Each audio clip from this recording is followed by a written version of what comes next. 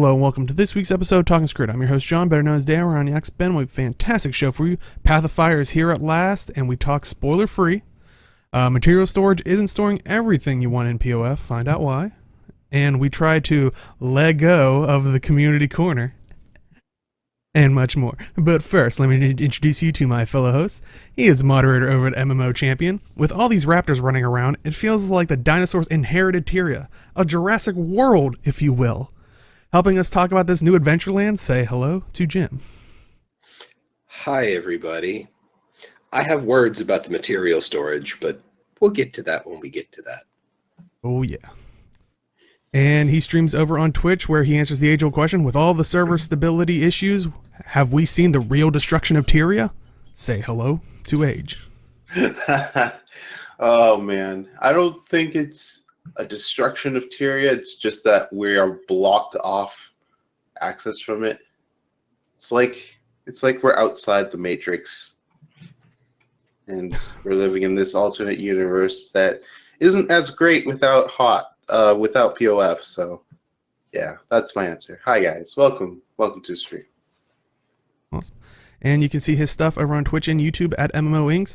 If only you can name your mounts. He could have held a contest. I could have won. Then he would have had to name his mount after my dog Skip. He is our Canadian Bacon of Guild Wars 2. Say hello to Inks. Wasn't that a terribly sad movie? Yeah. Wow. Jeez. To be fair, I didn't have a dog named Skip, so it's all good in the end. Let us jump right into it. So, of course, and like we said before, we're not going to do spoilers, so you don't have to worry. And probably most people haven't gotten through enough to spoil anything, but we'll get to all that here, in a moment. So, Path of Fire has released this Friday. So if you're watching this live on Twitch, it was literally yesterday. If you're watching on Sunday, 2 days ago, I'm sure you guys, hopefully if it's Sunday, let us know if everything's a lot better than how we're going to be probably talking today. So, how are you guys enjoying the new area, lead specs? Have you got to the new areas? The map is awesome. Which map? I'm literally just in the Crystal. I have not gotten past the first map. I love the Crystal Oasis. We were talking about it in the car on the way back here, whereas the Heart of Thorns maps, specifically the jungle, the release maps, were very claustrophobic, were very layered. The Crystal Oasis is vast. They actually sold the need for mounts with this, with how big the map is. And I love it. Yeah. Yeah, I enjoy the maps as well. I literally took the time after I got into Crystal Oasis to just run around because I've never been on these maps yet, they're really big. There's a lot going on. There's a lot of different landscapes you can jump around. All these different areas, which I kind of like. This like, oh, you need a skimmer to access this, and there's like, oh, you need a jackal to access this, or the hare rabbit to access. Like, they're different, but there's a lot of areas that the raptor can get to, which is your first map that you get. And I've been thoroughly enjoying it. I've been on like 3 maps so far, so I'm just running around and just seeing the different landscapes. I think I've been on 4 out of 5 maps so far.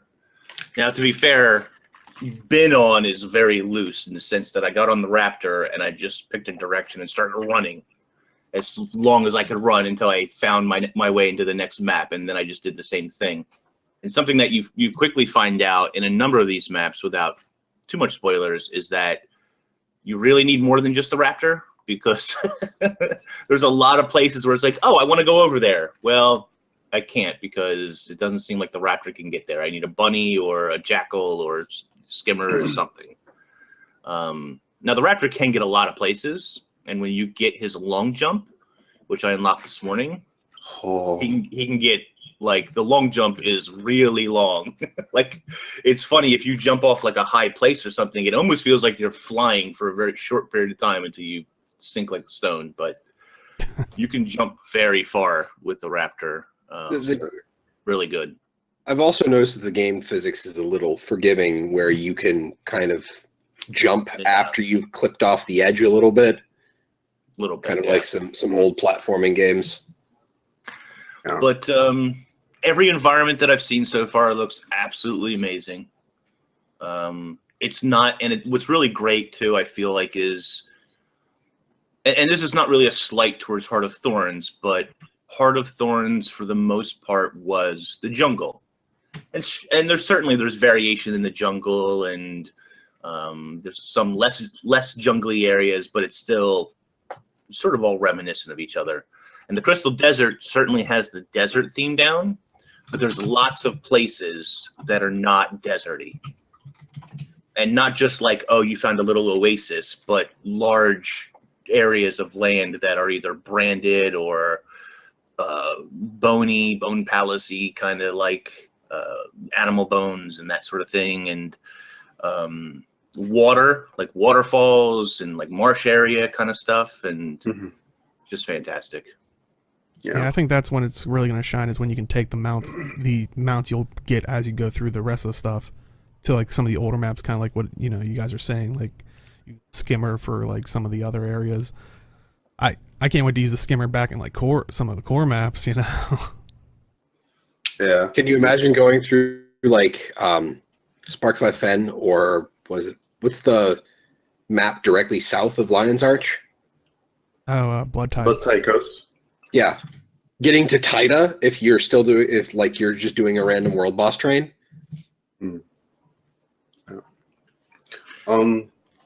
There were some. I know Arena did say that there are going to be some throwbacks for Go-O's 1 players, and there. I'm not going to spoil it, but there was one Prophecies throwback that I saw. It was for a mastery point, and when you do it, I'm like, oh, I remember this. That was awesome. I think I know which one you're talking about. Yeah. Yeah. There's quite a few. It was really cool. Couple of places that I certainly ran into or ran across that were. Nightfall was more the campaign I played the most of, so there was definitely a couple of like Nightfall throwbacks and callbacks and stuff like that. Yeah. I like Chad actually brought up, PoF maps are how they should have been from the start. Do you guys agree with that? Like, do you like the like heart to landmass ratio? Do you like the size of the maps? Like, do you think this is ideally maybe what they would have wanted to do from the get-go? Bigger maps and... It definitely feels like a bigger world. Yeah. I think the difference between Hot and Path of Fire in terms of the worlds is just that the landscape you can actually adventure in PoF is a lot more than what you can adventure in Hot, because in Hot you have different layers, but you can't exactly adventure through each layer. If we could have, I think people have a different opinion. With each layer, there's some different aspects where you can go to, like Verdant Brink, for example. The most bottom layer from the surface is like a few points here and there where you can actually go get like different mastery points or hero points, what have you. And then above is different bosses and things like that. That was actually pretty cool, but it's not a place where you would go adventure per se. Yeah, you couldn't just hang out there, like you said. Like the top part of Verdant Brink was mainly the meta. Like there was. So, yeah, that's why I feel like people are definitely going to say more often than not that PoF is a better map-wise. That, and I feel like the Path of Fire map, the Crystal Oasis at least, feels more like there's an actual civilization there, which there is. Like there are people living there. It's not as hostile in wide swaths of the area. Oh. Go ahead. What? Go ahead. Sorry. The Heart of Thorns maps were just full of things that want to kill you, save for like Tarir. From like as soon as you entered the door, I could see what you're saying. Like as soon as you entered the door of Heart of Thorns, you were thrown into it. It was pretty much everything's ready to fight you. You're not really going to find much in the way of a sanctuary area. Meanwhile, our first zone in Path of Fire is a giant city full of Right. NPCs. You can become a sous chef for a few minutes. I mean, I love that. I love that one. The sous chef. It's a lot of fun. Oh, great! I'll let you do it. Actually, probably one of my favorite. I went and helped my wife do hers. Probably one of my favorite. Probably my favorite mastery point so far, easily. Like, definitely takes some getting used to and like knowing where all the stuff is that he's asking for. But I don't know. I really like that one. Really interactive. My only. I hate to be the negative one, but my only continued concern and negative reaction so far has been there doesn't appear to be any meta events like large scale Arc Basin, Chalk Garant type events. There's the bounty boards, and there's a lot of them, and I haven't even looked at them all. I'm sure there's lots of different bounties, but there doesn't seem to be, from what I haven't explored everything, so that's why I say it seems. Yeah, I was to gonna be. say right now I can't really comment because I've done like the one map and a little bit of the, it's. But from the areas that I've covered, at least in let's say 3 out of the 4 maps that I've been to, the large areas that I've covered, there are events everywhere, kind of like Corteria, Even in Heart of Thorns, there were a lot of events, I guess, right, that led to the meta event.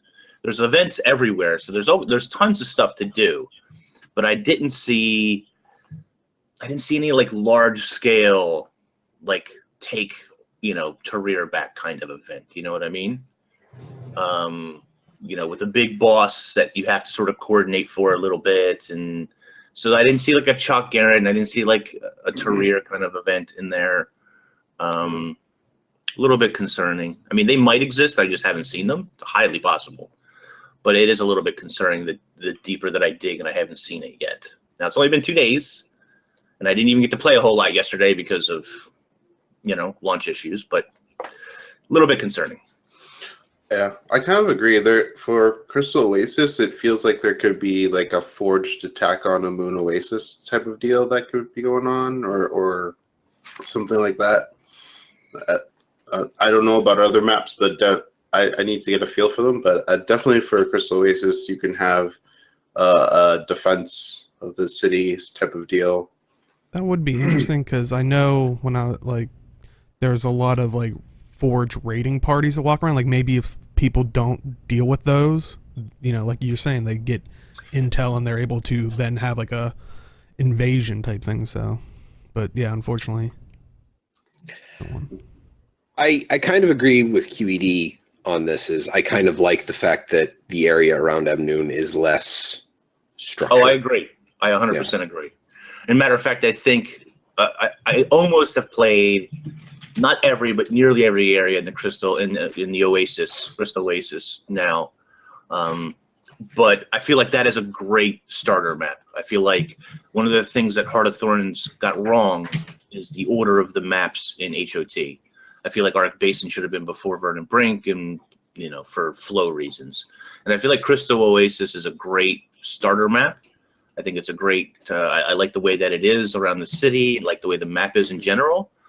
And I don't think every map should have a Chalk Garant or a Tarir, but I do think that they should be intermixed. There's 5 maps. There should be 1 or 2, I think, of those events. And don't get me wrong, I don't mean take the whole map up, because the maps are very big in Path of Fire. But a portion, a corner of the map in maybe 2 of the maps should have these. And maybe they do. I haven't seen them. I think the only problem with that would be is I'm going to assume that the maps still have the same population limit. Right. So I think if the meta event takes up the whole map, you're less likely to have people who are just off doing other things. Because I know when I get into Auric Basin and I'm like, I need to do the Balthazar hero point. Well, I need to do that. Like, I'm usually not on a character class that can just go in, stealth myself, and do it myself. So I have to do it with other people. Well, I can't do it if the attack on Tarir is happening, because everyone else is at the city trying to do the meta event. If, say, Tarir, an example, Tarir is the top left corner of the Crystal Oasis or something, but still has the rest of the Crystal Oasis for people to be in. I feel like it's kind of a design flaw where you could have a large population of the map not even near the meta event. And then the meta event doesn't have the same weight because it can't be as difficult. Mm-hmm. Yeah, I mean, it's certainly fair. I just worry that so far the maps feel like, and I don't mean this to sound bad because it's not meant in a negative way, but they feel like super large, super detailed living story season 3 maps. Yeah, and no, like I I agree with said, that. that's not a super bad negative thing, but I think that players are going to run out of like things to do faster than maybe intended. And don't get me wrong, just from today, I can tell you that there are tons of things to see, revisit, and listen to if you just take the time to do so. But I also know MMO players or players in general, and I know that they're going to run through areas and miss conversations and miss things because that's not really their bag. It's not really their thing to do, right? So Yeah. I don't know. It's a little bit worrisome. I did now that you mentioned it, I did notice that during the story that there were dialogues that happened as you progress through the story that happened between like villagers and stuff, which is pretty cool. Mm-hmm. Yeah, there was one moment when I was streaming, I did something and I started walking off, and then halfway through it, I was done talking with someone else. I saw they were still having a conversation. I was like, dang it. Like, I ran back over, like, what did you guys say? Start it back over. I'm sorry. But, yeah, so definitely hang around characters if you want all that, like, ambient dialogue or, you know, maybe conversations that, you know, they assumed you left for or something, you know. But, now, what will be interesting in a couple of weeks, and I say a couple of weeks, it might be less than that. What will be interesting in a given amount of time is I think bounty maps will exist where people set up a bounty group and say, hey, come on this boss train. Because I see Carnifex is talking about, like, core maps had, you know, map bosses that would appear, like the fire elemental, and you would gather up and go kill those and hop from map to map. And I think that will happen with bounties. And I think that's sort of Arena's answer of fight bosses whenever you want. And, you know, I guess we'll have to wait and see how that sort of works out. But, I mean, that could be a good time filler. I guess it depends on how worth it is for players to really do that on a repeatable basis. Yeah. So have you guys done your elite specs? Which, do note for people that maybe haven't started yet, the elite specs will only cost 250 hero points. So that's good. I messed around with Firebrand a little bit. I'm just responding to Inky Sticks in chat. I run with the NPC dialogue turned on in my chat box because if I miss something, I want to be able to go back and read what they said. Mm-hmm. I don't think I do, but I should. But with Firebrand, I run a Zeal Radiance Virtues Base Guardian burn build. Firebrand is not if you want to go pure Condi DPS. I don't think it has the tools to do. I don't know if it has the tools to do straight Condi DPS. Really? I think if you go Firebrand, you're going to miss out on. I feel like I lose out on a lot of ability to pump out burns more readily, just because Zeal Radiance Virtues are all of the bait. Like that covers pretty much all of your base Condi traits. Specifically, the Virtue of Justice procs on 3 hits and procs in an AoE. So you kind of have to give up Zeal or Radiance in order to take Firebrand. And I'd have to play with the build if I feel a bit, but I don't think the Axe is great for it. And I don't know if the traits would be helpful for me either, because I feel like the Tome of Justice feels like I can reliably put out a few stacks of burning that stay around for a while, but I can't burst burning as well. And yeah, this is, and Mithrin's talking about getting 25 burn with Sword of Justice. On a single target, I hit the Sword of Justice, and then I use Greatsword 2. I can get 16 stacks of burning on a single target. So, Would it be improved if you had Firebrand Rune, for example? which is that's what Condi and Condi 20 plus 15 boon duration plus 20 quickness duration and elite burns. I don't know. I'm using Balthazar runes right now, I believe, and they do a pretty good job with burn duration, so that's why I can keep so many stacks up on a target. I think my baseline is 8 or 9 stacks. Okay. I feel like it's kind of the same as Scourge. Like support Scourge is you're pumping out that barrier, and I think it has some boon application too, but your secondary damage is Condi. It's kind of like chrono tanking in raids right now. Your power damage, right? You're still trying to pump out as much damage as you can, but also while maintaining your own health. That's kind of one of the things where I see as the difference in Guild Wars 2 raiding, where you can change your gear to be such that you can be tanky enough to be the tank if that's your role for that given fight, but you still also have to maximize your damage because it makes it easier for everybody involved. So as the support, which I think a quickness firebrand for a raid is going to be amazing, your support, like, and you actually pumping out extra damage is going to be you through Condi. So now that you bring it up, how's your, I don't know if you tested it, but how's your alacrity uptime? On, because wasn't it Firebrand? No, Firebrand alacrity doesn't- is from Renegade. Oh, Yeah, I was right. saying Firebrand doesn't get a. We get quickness. We can move. Yeah, we how's can your alacrity uptime? 0, sadly. non-existent. And I was Okay. gonna say, just to kind of, I'm actually playing Firebrand as well, and I'm probably going at it as a more power with Condi as a like a little helper, but I've been enjoying it. I've ran Zeal Radiance and Firebrand, and a lot of it's relying on the kill the person to reset the tome of justice. So I can pop in and out, like a lot in there, get a lot of quickness from that, which with Firebrand you get that added, what is it, Condi damage, healing power, and toughness if you have quickness on you. I'm still trying to get better like survivability, but you know, that's here and there. But yeah, I've been using Scepter and Torch, and then Axe and Shield.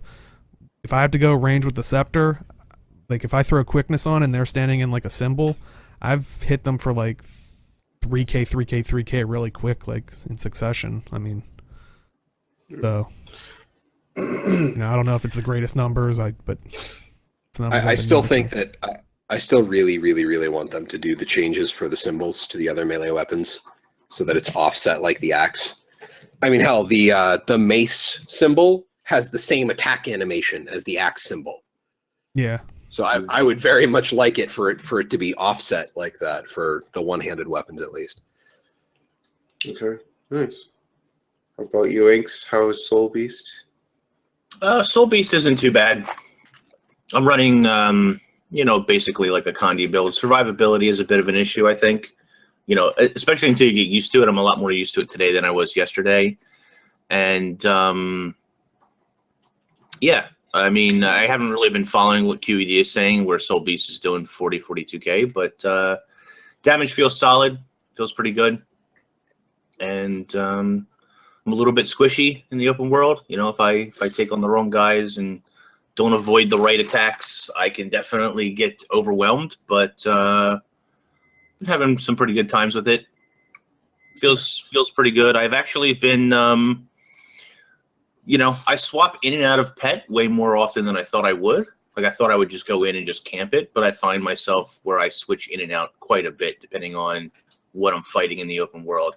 Now, when you get into like fractals and raids and stuff, that might change. That might be quite a bit different because of how those encounters feel. But certainly for in the open world, you know, I definitely switch in and out of it quite a bit. Yeah.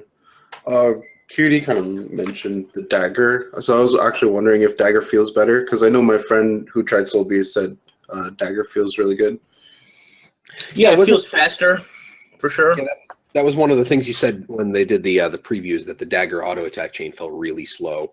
Yeah, feels a lot more smoother now. Feels faster. Feels good. Number 2 doesn't really have any weight to it. I'll use it and sometimes not realize that I've used it or whatever. Like I can't tell the difference between my auto attack and 2. Not that I guess you're not necessarily supposed to. And That's I tend to the use jump, right? No. Number 3 is the jump. Number 2 is a bleed/poison attack with your dagger. You just kind of stab them, slice them. But number 3, I find I use a lot in the open world, and I don't think where that might not really be part of your normal rotation if you're trying to optimize DPS or whatever. But I use it as a gap closer in open world and stuff quite a bit. It's fun for that. Okay. It's you in range. I do have a problem where I don't weapon swap nearly enough because dagger feels so fast and smooth. You know, where you're supposed to balance your weapons and sort of, you know, so I'm running short bow, dagger, torch, and I really don't go into short bow very much anymore unless I need to. I'm way more melee than I used to be because before it was axe torch. And so I got into a very bad habit of being more ranged than I should be on, let's say, a Condi Druid, right? Or a Condi Ranger when you played that. Mm-hmm. But I feel like because of the dagger, because it's melee, it incentivizes you to be in melee more often. And so I forget to swap to the short bow and stuff. It's just, you know, learning stuff when you're playing with a new elite spec. But it feels good. I really haven't been using too many of the skills except for Vulture Stance in the elite. But we'll see. We'll see how that sort of goes. Nice. Awesome. Age, what ones have you tried and how are you enjoying them? I locked everything but Renegade, mostly because Renegade I'm missing hero points. So, but I want to go through and I already completed all the Heart of Thorns one on my Revenant, so I can't do Path of Fire on it just yet because I need to either play World versus World or finish on my Thief first, which, you know, is my main character. So I've been playing mostly Deadeye for the most part. Not much has changed in terms of the changes from the beta weekends till now, or demo weekends, sorry, till now. And they changed 3-round bursts, which is in Kneel state, to do less damage, but that's about it. Nothing too impactful. I kind of wanted them to make Deadeye's Mark, which is your F1 instacast, instead of having that small timer duration, because it sometimes I actually will cast it, I'll dodge. It's like, oh, I didn't actually get the cast off, which you canceled it. Yeah, because I'm thinking really fast, like I'm using steel, I guess, but I kind of miss Daredevil a little bit because of the dash dodge, because, you know, swiftness and crowd control removal and stuff like that. But it's been pretty fun. I haven't used rifle yet because I have to make Predator on stream, which I haven't streamed yet. So, but I've been playing mostly dagger pistol, short bow, and it's been pretty fun. I'm using the burst setup, which is a lot of fun because the mobs die super fast, so you always get your Deadeye mark reset. So you're just going in, you get a ton of quickness, you kill something, you mark something, kill something again. The quickness never ends. It's glorious. So it's really good for like killing mobs one at a time and just barreling through them. You are a little squishy during like a few instances I was fighting. I won't go into detail, but there was some fights I really had to dodge. Like I had to be really on point about it. So it's interesting as for Soul Beast. I never really appreciated, I guess, and again in 5-man content or 10-man content, this won't even be a thing, right? But when you're out solo doing something, be it story or open world or whatever, or even like you know, maybe one of the mini bosses or something that are out there, I guess I never really appreciated how much damage the pet takes off the ranger, like how much it distracts it. Because when you go into Soul Beast, well, you're the only one there. There's no pet to offset it. And so I think that's why I feel a little more squishy than normal, because I'm not used to taking all that damage, like, right away. The pet usually absorbs quite a bit of that, I guess, and Okay. it's interesting. It's interesting. It's fun to play with, I think. Swapping in and out feels pretty smooth, and I don't know. I've been having a lot of fun with it. One thing is, and I see people keep saying this to me, like, about the mount. I don't really think I use my mount efficiently at all. Yeah, I have I to don't always- forget about them. Well, I don't always remember to attack with the mount. Like, I'll dismount before I even get to the fight, so that I can, like, jump into the fight, and, like, my mount can jump into the fight. Like, I don't need to do that. You know what I mean? Or if I'll shoot something at ranged. I'll get off the mount and shoot at range rather than, like, engage and then disengage and shoot at ranged. Yeah. With the short bow, for example. I don't know. I just don't really use the mount. I find I dismount way more than I probably need to, and I run on foot places that I don't necessarily need to be on foot for. Yeah. However, since the mounts control differently, jumping around stuff on foot is probably better in some places than trying to jump them on, say, the Raptor. Yeah. I'll agree with that. And I also would the say idea of that- feeling more squishy. Like, I've gone a couple times where I'm like, okay, I'll dive in the middle with all the Raptor and use the tail thing that pulls them in. And then they're like, okay, we'll all hit you with our weapon, and go, boom, I'm on the floor. I'm like, oh, well, this didn't work out. Yeah. So I've I had would that say problem. I would say the trick to learning how to use your mount attack is to just use it always to dismount. Like, even if you want to stay from range, just use it to dismount from range and then just attack from range if you need to be. Yeah, if you have like 10 billion ads, probably don't dismount in front of them, but Do it anyway. or Be a or man. be the Probably annoying. depends what class you're playing, but yeah, it's yeah. a lot of fun. It's a lot of fun. I don't know if you guys have encountered. I know we have a lot of other topics, but I don't know if you guys encountered. There are a number of sort of mini puzzle jumping puzzle heard- thingies. Yeah. Just in Crystal Oasis. I don't know about the other maps. There's one in the first village that you need the Raptor's long jump to get through.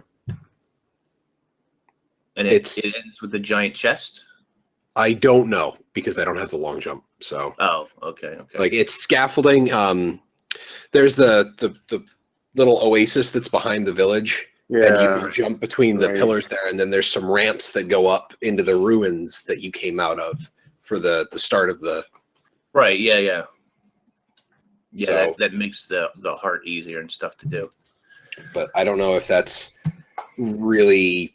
I don't know if it's a jumping puzzle. I don't know if it has a chest at the end of it, but I do know it's there, and that's probably going to be the first thing I do when I get the extended jump. Without spoiling it for people, I'd just say if you go into an area where you see interactable objects, you should figure out what that interaction is for and follow it through to the very end of it, because you're probably going to get rewarded with some loot, let's just say. Ooh. Some pretty fun ones. How Some pretty cryptic. fun ones out there today. Though, with most expansions of other games and stuff, we tend to have launch issues, which I think for a lot of people, they've been kind of surprised with. That, like, PoF has kind of had, well, not kind of, they definitely have had some launch day issues, and even today, one day after, they're still having, servers die on them. So, have you guys experienced any of those issues, and Literally right before the stream started. My Yeah. login servers kind of kicked the bucket. I couldn't change instances. I was stuck at the Lily of Elon, which is fine, I guess. But I can't say I'm surprised. I Playing, don't know why I'm surprised, but I'm a little surprised. I'm not. I shouldn't Like, be this is- surprised, but I am. This is a day 1-2 issue with literally every single online game. yeah, It- I think the it- surprise is coming from people that are used to what Hot had issues, but it wasn't as bad as I feel, at least. It wasn't these ones. server issues. Yeah. Yeah, but You could just get in and play, and I don't really remember. I mean, it's been 2 years, but I don't really remember that many issues that I had personally. even when Heart of Thorns launched in 2012, there were definitely some issues with that launch as well. But I don't remember DCing a whole lot or having server issues, which is basically what I've been experiencing. Yeah. It's very interesting that they're having these issues. I don't know if it's because of like the new map size or anything like that, or just mounts overloading servers in some aspects. But. Well, you got to figure for every person that loads in, you have to load all of the information for that entire map. And these maps are easily 2 or 3 times the size of most other maps. Mm-hmm. So that's client-server interactions for a much larger area for every single person playing the game. It's an expansion launch, so you're immediately bringing in a much larger number of people than you're expecting. It's an expansion launch on a Friday, so you're basically asking for the highest load possible. Sure, they did the stress tests, but I know not all of the people that they wanted to log in for the stress tests did. I didn't make any of the stress tests. Mm-hmm. So this is not something that is new to any kind of client-server software interaction, from gaming to any other industry. So Yeah, it sucks. I agree that it's terrible, but there's only so much they can do to ameliorate it. I mean, if they had the server infrastructure to handle it, they'd basically have useless hardware sitting around after the first, I'm going to be generous, month of high load. So then you just have like an extra 30% of your server capacity that's just sitting around costing you money. So yeah, I kind of like, well, I didn't personally have any issues while I was playing, but I guess it was during the downtime where like not a lot of NA people were playing, because I was playing till like 11 in the morning, well 10 in the morning. And yeah, I don't know. It's very, very interesting. Hopefully they fix it. I mean, It's funny because when it launched, I didn't let the client download the whole way. As soon as it hit playable, I just went in, and I seem to be generally okay, in the sense that I got through story instances at the very beginning, and there was a ton of lag, and there was a ton of like constant, like huge frame drops. Now I have it limited to 30 frames per second, because when I'm trying to stream, I just can't, my computer just can't really handle more than that. It's terrible. And I usually don't have problems anywhere in the game, but it's launch, there's a lot of people. So I thought, well, the best thing to do is to get away from people. There's too many people in Amnoon. So I ran out to the next map like right away, where there was maybe 4 or 5 people, and still the problem persisted, like the drop frame rates and stuff. It wasn't until later at night, when it finished patching fully and they had done a couple updates and so forth, that I just kept DCing. It just kept DCing like every 5 minutes or so. So I just kind of gave up for the night and sort of packed it in. Couldn't do story instances. And then when I got up this morning, I was trying to do my home instance in Corteria, and that bugged out somehow for some reason. And it kept trying to duplicate the instance and giving me errors, and kind of frustrating. I will say this afternoon, though, me and my wife played in the Crystal Oasis together. We didn't have any issues. We had like maybe 1 DC, I think, right up until the show started, and everybody crashed because the servers crashed. But yeah, not the smoothest launch for me. I've heard some people who said like they tried to log on to a main character and then it got stuck or something, and now they can't get on that character at all because it's stuck trying to get into a story instance that it won't load for whatever reason. It's launch. It sucks. It's frustrating, but these things, they, like Jim was saying, these things happen. It's I don't know. I guess it just surprised me with Guild Wars 2 because we're not really used to it. And I've had some really terrible launches in my time for MMOs. This is not nearly that bad as some others, but it's still. That's previous customer service experience I've had with Guild Wars 2 and ArenaNet is kind of why I'm giving them a few days slack, because I remember when Age caused the great crash by trying to do his 24-hour live stream. I mean, that the game was hard down for what, a max of 8 hours. Mm-hmm. I mean, that's pretty amazing.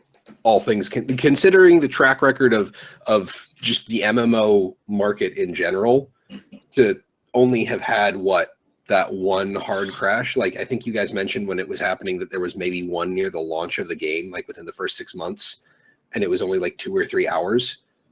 So you got to figure a game having a hard crash and having maybe a total of 12 hours tops over the course of a 5 or 6 year runtime. Yeah. Guild Wars 2 has good uptime. Guild Wars in general just has good uptime. Mm-hmm. Yeah. So overall, like for maybe people that are sitting there waiting to get PoF, should they pick it up? Yes. CS.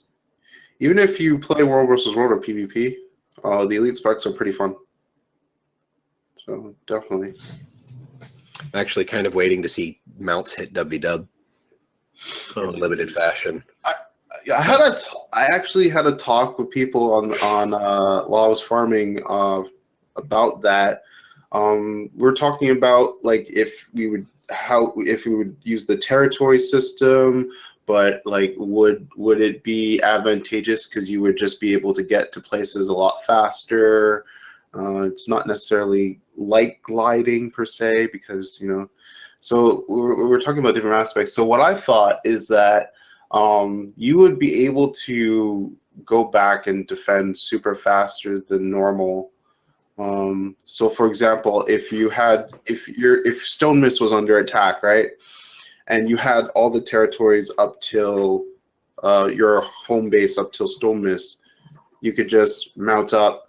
Even if your garrison's under attack, you could just go like from the straight up the starting area. You could just mount up, go straight to your Stone Mist over and over and over again. And I feel like you could just chain line defend that.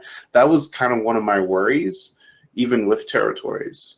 I'm not sure if you guys have an opinion about that. If they introduced like like they kind of introduced WW gliding, since it was in a different track. If they introduce like a secondary, like a fifth mount, like let's say there's a WW only mount and it's like a char motorcycle or something.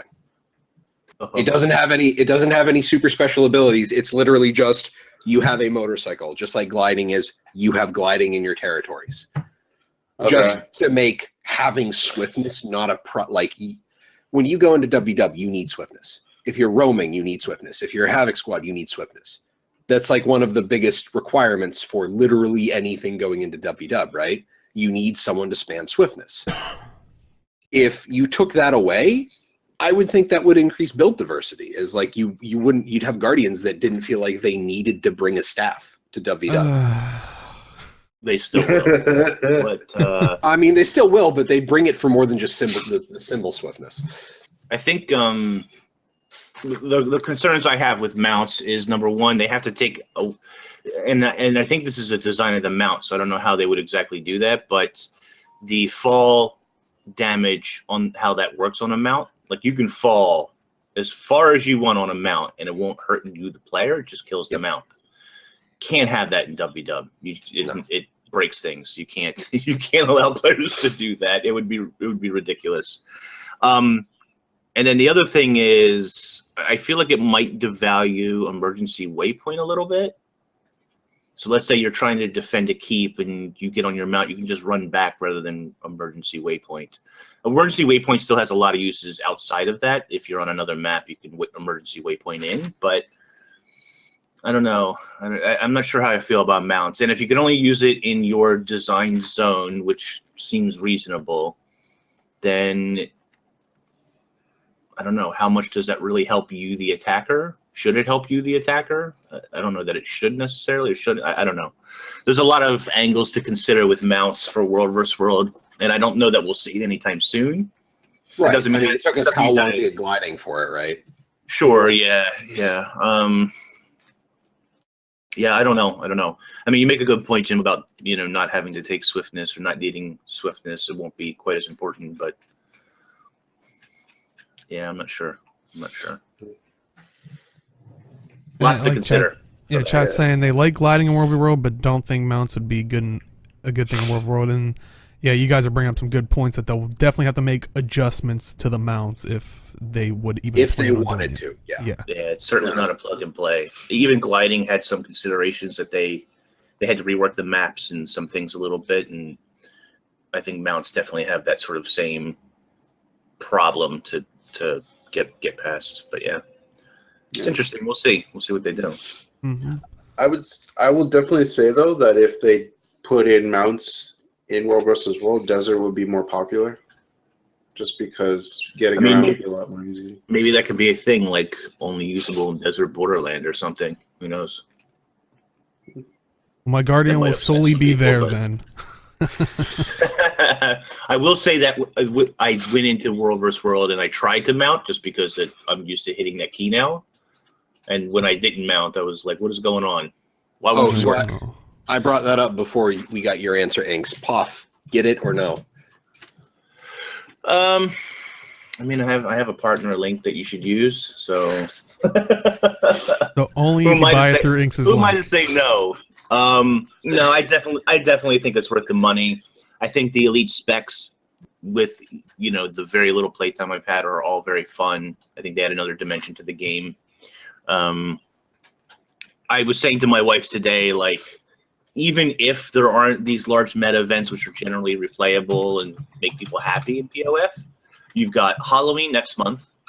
You've got Season 4 probably the month after that, or perhaps the month after that. And when Season 4 starts, you're probably going to get a new Fractal and maybe raids right around that time as well. Like, the content is going to be pouring out of Path of Fire. And there's 5 maps. They're super large. There's tons to do. Renet kept saying yesterday, like, take your time. And it became this meme and this funny thing. But it really is true. And I haven't even really played the story, so I don't even know what to say about that. And we don't want to spoil anyway. But there's tons to look at, to do, new recipes to get, and just a lot of fun stuff to really participate in right now. And I mean, my thought is, definitely pick it up. If anything, wait a couple of days. Like, if you're not, if you didn't already pre-purchase it and you're waiting on time, I mean, hopefully, like we've been saying, like, hopefully by Monday they kind of have everything, mostly all the server stuff hopefully squashed.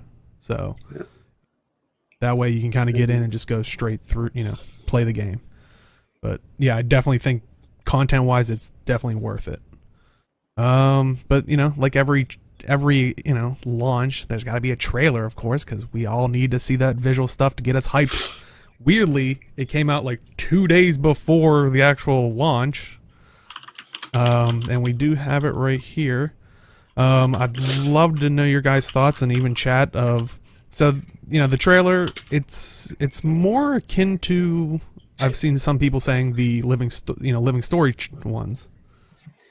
Yeah. I've seen mixed feelings about this trailer, actually. Some are obviously hyped. Some people had some qualms about it. I forgot what they nitpicked about exactly, but it was just interesting to see the overall opinion. I think Inks has some words, but let's go. Let Malthanis go first. Yeah. It felt like it was another living story season trailer. It wasn't as big a deal as the Heart of Thorns trailer. And to be honest, I don't, like, after having thought about it, having talked to people in the community Discord we have linked down below. Sorry.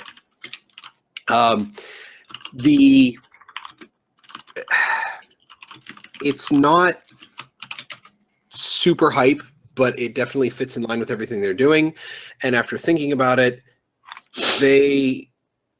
Mo's big thing is he wants us to be the people to spread the word of Guild Wars 2. They want us to be invested. They want us to think stuff is cool, and they want us to tell our friends that don't play Guild Wars 2 to play Guild Wars 2. So this trailer was interesting to me because I know what's going on. if I had someone watch this trailer and they have no idea what's going on, they don't play the game, they'd be like, what is this? And I'd be like, well, this happens and this happens and this happens, and that's why they're talking about killing a god. So then my excitement possibly gets them to get interested in the game, so on and so forth. So I don't think they're necessarily making these trailers to pull new people into the game. They're making it to get us hype, to get us to pull people into the game. Okay, so you're saying it's a tool for people to, I mean, maybe pull new people in, but it's a tool for people that have friends that play the game. So like you're saying, you would go to someone else that doesn't play the game and go, you know, here's this video. Oh, this is already what happened type thing. This, you know, this is the build up to pull them in. Unlike most trailers that would try to pull someone in that maybe doesn't have any friends or someone playing it. So I okay, I can see that. Like the cool trailer we got where Dragon's Watch were fighting the giant, what looked like the mouth of Mordramoth, that we never got any of that in the game. Mm-hmm. You talking about the launch trailer? Yeah, for Heart of Thorns. Where well, that was Ritlock fighting the whatever. The giant Mordrim thing that sort of kind of looked like the mouth of Mordramoth. It was like a proto version of it if they hadn't, like, if they had had the model sitting around. For It's a shame Mordramoth didn't look like that, but yeah, anyway. No. But that was a trailer to get other people excited. Sure, I was excited because I thought it looked like a cool fight scene, but that never happens in the game. That's not a thing that goes on. So I kind of like seeing the in-game stuff. I like hearing the in-game dialogue. I like knowing that eventually I will hear a character say those words and I'll get the context for what's going on. So, but I think Path of Fire does that better than that Heart of Thorns one, though. Yeah, exactly, because that's what I like seeing. So that's why I'm saying, me as a player of the game, I like the Path of Fire launch trailer. The Heart of Thorns launch trailer was cool, but I definitely feel like it was more we're fighting a jungle dragon and he might be just literally the entire jungle. Yeah. Instead of actually getting me invested in what might happen in the story. And I don't strongly disagree with anything you're saying, and a lot of what you're saying has sort of been echoed by a couple of people I've talked with and discussed is a nice word, I guess, discussed with this on Twitter and so forth. But I don't know, I feel like, so number one, yes, I'm already an established player, so like Jim was saying, this is going to have a certain appeal to me that it probably doesn't to an outside party. At the end of the day, the trailer made me smile. The combination of the music and the visuals made me enjoy the trailer. So to me, if I enjoyed the trailer, that's enough for me to say it was a good trailer. Now, if you want to compare this to Heart of Thorns, number one, you already have to take into account the artistic difference between both trailers. This is in-game footage, which some people will appreciate more than CGI animated stuff. And then you have people who just want to see CGI animated stuff that probably won't really appear in the game. And I can totally understand the like for both of them. I'm actually not really sure where I sit. I feel like Heart of Thorns trailer was probably better overall, but I don't think that this trailer was as bad as some people were making it seem. And when you take this trailer, and I had some people compare it with a couple other games that recently released or released not too long ago, and somebody linked me Divinity Original Sin 2, and somebody linked me Final Fantasy Stormblood. And they were like, no, look at Final Fantasy Stormblood. This is the way a trailer should be done. And I'm like, it was a good trailer, but it was two people fighting on a stone hand for what seemed a very long time, and then some cannon army shots, and then people, and then like different shots of the world, and then people fighting in another area where he does this cool samurai sword thing and it blows the entire alley up or whatever and kills guards. And I'm like, now I'm an outsider to Final Fantasy 14. Okay?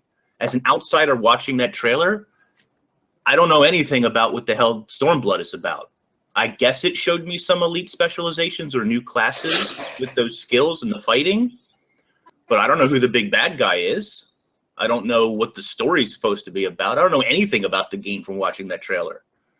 So to say that that is better than this Path of Fire one, who tells you you're going to be fighting a god and gives you snippets of information, I don't know that it's that much better or worse than something like that Stormblood trailer. And as far as Divinity Original Sin 2, which is a completely different game, that just shows gameplay of you making characters and fighting in the game, which is not a terrible thing, but again, I don't see how that's really that superior to this or the Heart of Thorns ones. And at the end of the day, it's all a very subjective thing. Some people are just not going to like this Path of Fire style. I get that it appeals more to the veteran player, and that's not necessarily the best direction. But I feel like if I was to show somebody this Path of Fire launch trailer, there would be at least some understanding as who the big bad guy was, and that you're going to be fighting a god. It gives you some context of purpose, I feel like. You might not be as hyped and excited as, say, myself, and it sort of falls a little bit flat on that regard. But I don't think it's any worse than any of the trailers people linked me in that Twitter conversation that I had. Well, and I see chat saying, like, compared to any other Warcraft release trailers, I think it does boil down to, like, what Jim was saying. It is basically the mentality the company has. And I think, you know, like Mike O'Brien has told us, he wants us to be the salesman. So it's like we said, it seems like this is a tool for us to show people and then explain it to them. Whereas I feel Warcraft, they show it off. At this point, it's like they know this is Warcraft. You're gonna come back, like, type of thing. If you're not, then you're not. We don't care. Like, I've always had that feeling about Warcraft. Like, people flock to it and then just die off. That's why they only talk about their subscription numbers at a launch. It's like. And don't get me wrong, the World of Warcraft, they're CGI, they're beautiful trailers, they have a lot more money to throw at it.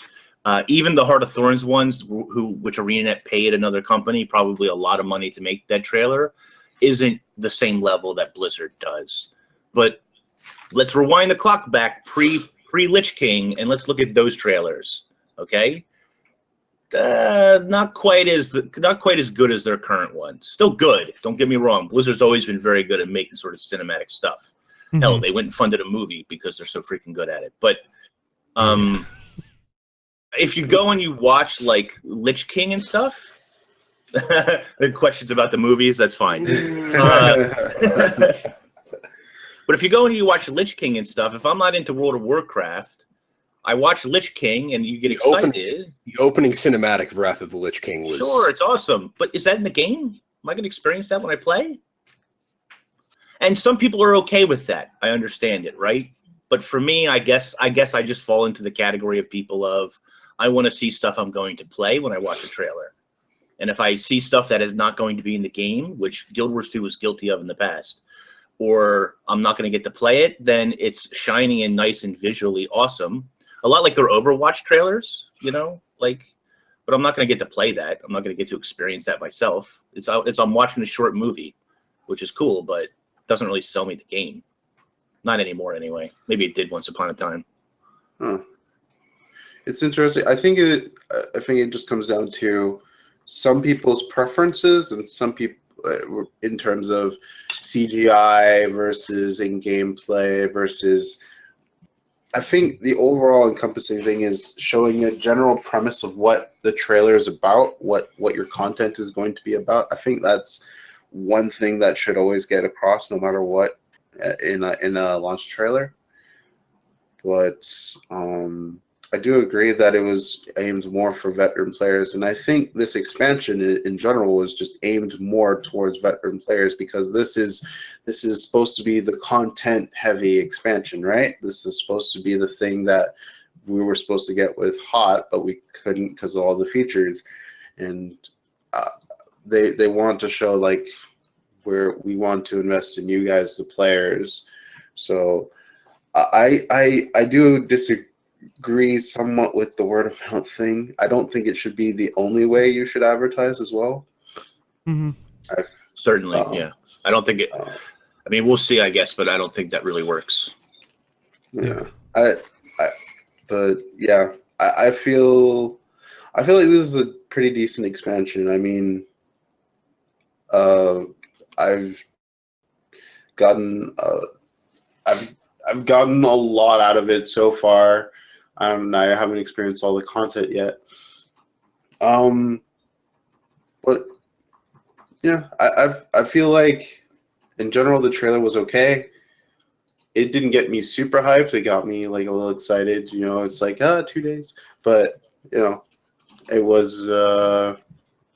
I still feel like word of mouth isn't the only way to go about it. That's all. I can agree with that sentiment. Yeah. But any final thoughts on the PoF launch trailer? I could talk for hours. Let's just move on. Well, if you started to play your character and noticed it might have been a little different if you had a chance to do it during the demo weekends, they actually, I think it was right after they put out the launch trailer, like maybe later that night, they put out the elite spec changes that we would see in launch, and we're kind of going to just generally go through each of them, and we're just going to start down the list. And first up, we have the Elementalist, the Weaver, and their changes mostly focused around, they wanted to keep the Weaver dangerous in combat, which I did hear someone in chat talking about the Weaver. I'm curious if you guys have felt that way in chat. If they did a couple things like call lightning, increased lightning damage, leap, increase the leap distance, stuff like that. So a lot of the changes seem to be aimed a lot at flow, so making it a more responsive spec to play. And for the few minutes that I played I played Sword Dagger for a little bit. I definitely feel like Weaver was really spot on with how responsive the class feels to play. Just a quick note why we get into these things. Nike put out a tweet a couple hours ago that said that stat conversion traits are currently broken, and this is why Weaver and Firebrand are doing 45k plus damage. So pretty important note to add to buffer the conversation as we go into it. Wait, the new stats? I have what is it? Power to ferocity, 14% conversion on Weaver. Yeah. It was a 25% buff to my crit damage total. I don't know if that's too much, like ferocity. I'm not sure what the conversion numbers are from raw ferocity numbers to actual crit damage value, but I am running a mix of assassins and berserkers, and that doesn't seem too outlandish for me, but I could be wrong. Yeah, I don't have all the. I've seen people throwing lots of numbers out there. I don't know what kind of testing they're doing, which stats, which setups, and all that kind of things. I've just heard the numbers where it's like 52k and 48,000 and all these very large numbers. And just be aware that some of the stat conversions are apparently broken on some of the classes. So Okay. they are. Sounds like they're probably overperforming, but that might be slightly incorrect. yeah, LA will Firebrand's still be fine. on You top. don't touch it. You don't need to test for that. LA will still be on top. I think it's interesting because people were very wary about Weaver's performance, and it seems like it's performing just fine. But then again, it's kind of broken, so we'll see. I thought, that elite is really good. But I thought Weaver was going to be fine. I haven't played it since the beta weekend, but I think it'll be a very fun elite spec once I learn how to play it. It'll probably be months before I get around to it. Yeah. Next up, we have the engineer Hollowsmith, and they were saying Hollowsmith was doing a little too much damage during the demo weekend. A large portion of this imbalance came from a particular nuance of the PvP environment, which scaled up the damage on Photon Forge. They've corrected it, and Forge damage will be consistent between game modes on release. So, well, when it's live. I think that's the one. I think that's the major one, to be honest, because you could see when you're not in Photon Forge mode, it's fine. Fighting a Hollowsmith is reasonably fine. When they're in Photon Forge mode, like That's when they go off. I They just annihilate. You hope people. they blow themselves up because you ain't gonna be doing it. If, you hope they don't blow themselves up either, because that's actually dangerous too. If they're True. traded for it, so so I'm actually kind of glad they brought it down. I think I knew they were going to get a damage reduction on that, because that was just going to be unacceptable. I think the kit is fine, as it's just that the damage numbers have to be toned down a little bit, and we'll see how well they did that. I'm not sure, but yeah. And they also got some boon duration shaved off as well, I think. But I think those were the two main things. Mm-hmm. Next up, we have the Guardian, the Firebrand. So their goal for their changes were aimed at gameplay flow issues that people were talking about during the demo and stress tests. The cast times for the tomes have been reduced. The mantras are now, instead of just a 120 radius cone, I think they now, or no, instead of a 300 rage cone only, it now has a 120 radius around the player as well to help it a little bit. So, and can also be used in air. That's a really good change. Yeah, because you can jump spin and fire those off. That's a really good change, because I know people who want to try Firebrand in a raid scenario, they would have a really hard time with the cone thing, especially if positioning is going to be a big factor for fights. So having it in a radius is a lot better. I'm actually kind of glad that they did that. Yeah. Because I know a lot of people are like, well, it's still not a range mantra. I'm like, well, they don't want it to be. They want it to be close range, which, I can, as much as I would like it to have like a 5,000 range, so I can sit in a moon, the town and just start hitting things across the map. But that's not what they wanted it designed for. But Deo, it's still not a ranged mantra. It's 300. That's a range. It's kind of like my dagger main hand on my elementalist is ranged. Yeah. That's a range. Oh boy. Any other thoughts on the Firebrand? Next up, good. Just don't burn my face off. That's all I ask. No Too promises. Well, according to Jim's build, he won't. Well, not as a Firebrand anyway. Yeah, he'll just smash it in. More worried about boots, honestly, than anyone else. The cheesy bad build, with the Mad King runes. Next up, we have the Mesmer with the Mirage Elite spec. And most of the changes were aimed to improving the feel of the Mirage Cloak and its associated ambush skills. They did do small tuning changes to various utility and weapon skills. So they did get a lot of love, like even on their actual weapon and stuff like that, because the ones we were talking about I don't think got much in the way of their actual weapon being amusing thought. The axis of symmetry, the one where you could move your clones to another target, the player character was spawning farther away from the target than the other clones. Mm-hmm. So I'm glad they changed that, because now they can't see you. So there's at least that little quality of life fix, which I find is kind of amusing. Though I still kind of wish there was some way for you to visually tell, other than just behavior, between Phantasm clones and the Mesmer. Cleave them all. If they die fast, they're not the one you want to kill. Yeah, I heard some things about ambush. They increased the window for it, so. Yeah, I'm not sure if it's good or bad, but I've heard comments about it. So, increase the window for ambush skill to use after game rush close to 1.5.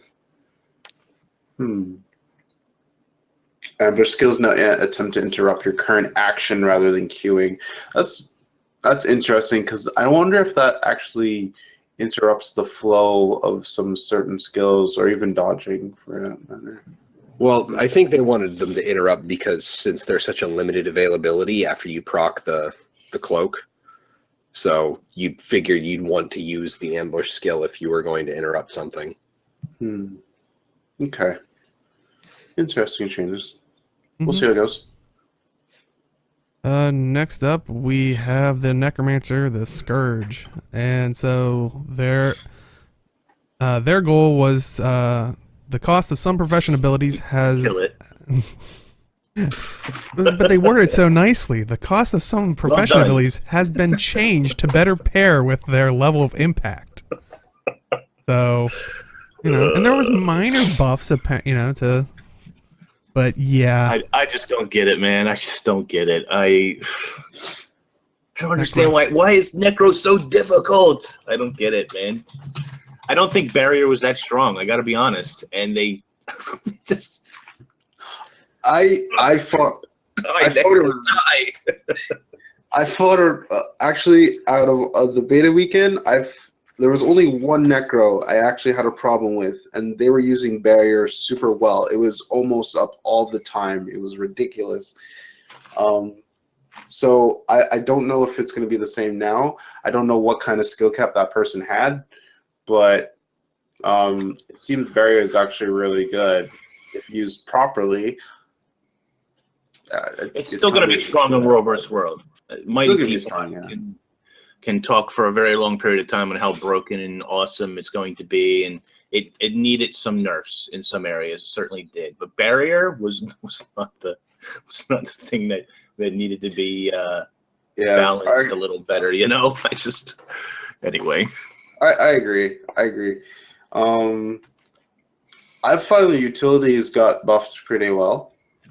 And they got improvements on condition damage or stability on Trail of Anguish, which was pretty nice, actually. Well, and they didn't even fix Reaper in the launch patches. I know we're talking about like the new elite specialization, but when you get to the release day patch notes, they don't even fix the, what is it called, Deathly Chill or whatever. Like that doesn't even see. It's not broken, but it doesn't there's no Power Reaper. So as long as Deathly Chill exists, Power Reaper can't exist. So I just don't understand, man. I don't get it. I think I figured it out. They're playing a long play with the Necromancer because they just kill all the they just destroy. Yeah, they just kill all these elite specs until the elite spec that can summon. It's going to be a grand summoner. It can summon the other elite specs because they're not going to be doing so well. Yeah, it's gonna be an awesome minion mancer. Summon the undead shades of previous elite specs. Yeah. But it's not. Yeah, I agree with Inks is that they didn't get rid of Bitter Chill. I don't think Condi has any place in Reaper. I can't. Scourge being a Condi spec, and especially the AoE Condi bomb that Scourge can bring. Right. Even with the new target caps on this, you can do a lot of Condi with Scourge in a large area. Reaper can't exist. So like Reaper is still a lot of fun in open world. It's still great for that kind of content. But Reaper was supposed to be the power spec from day one, and it never has been really.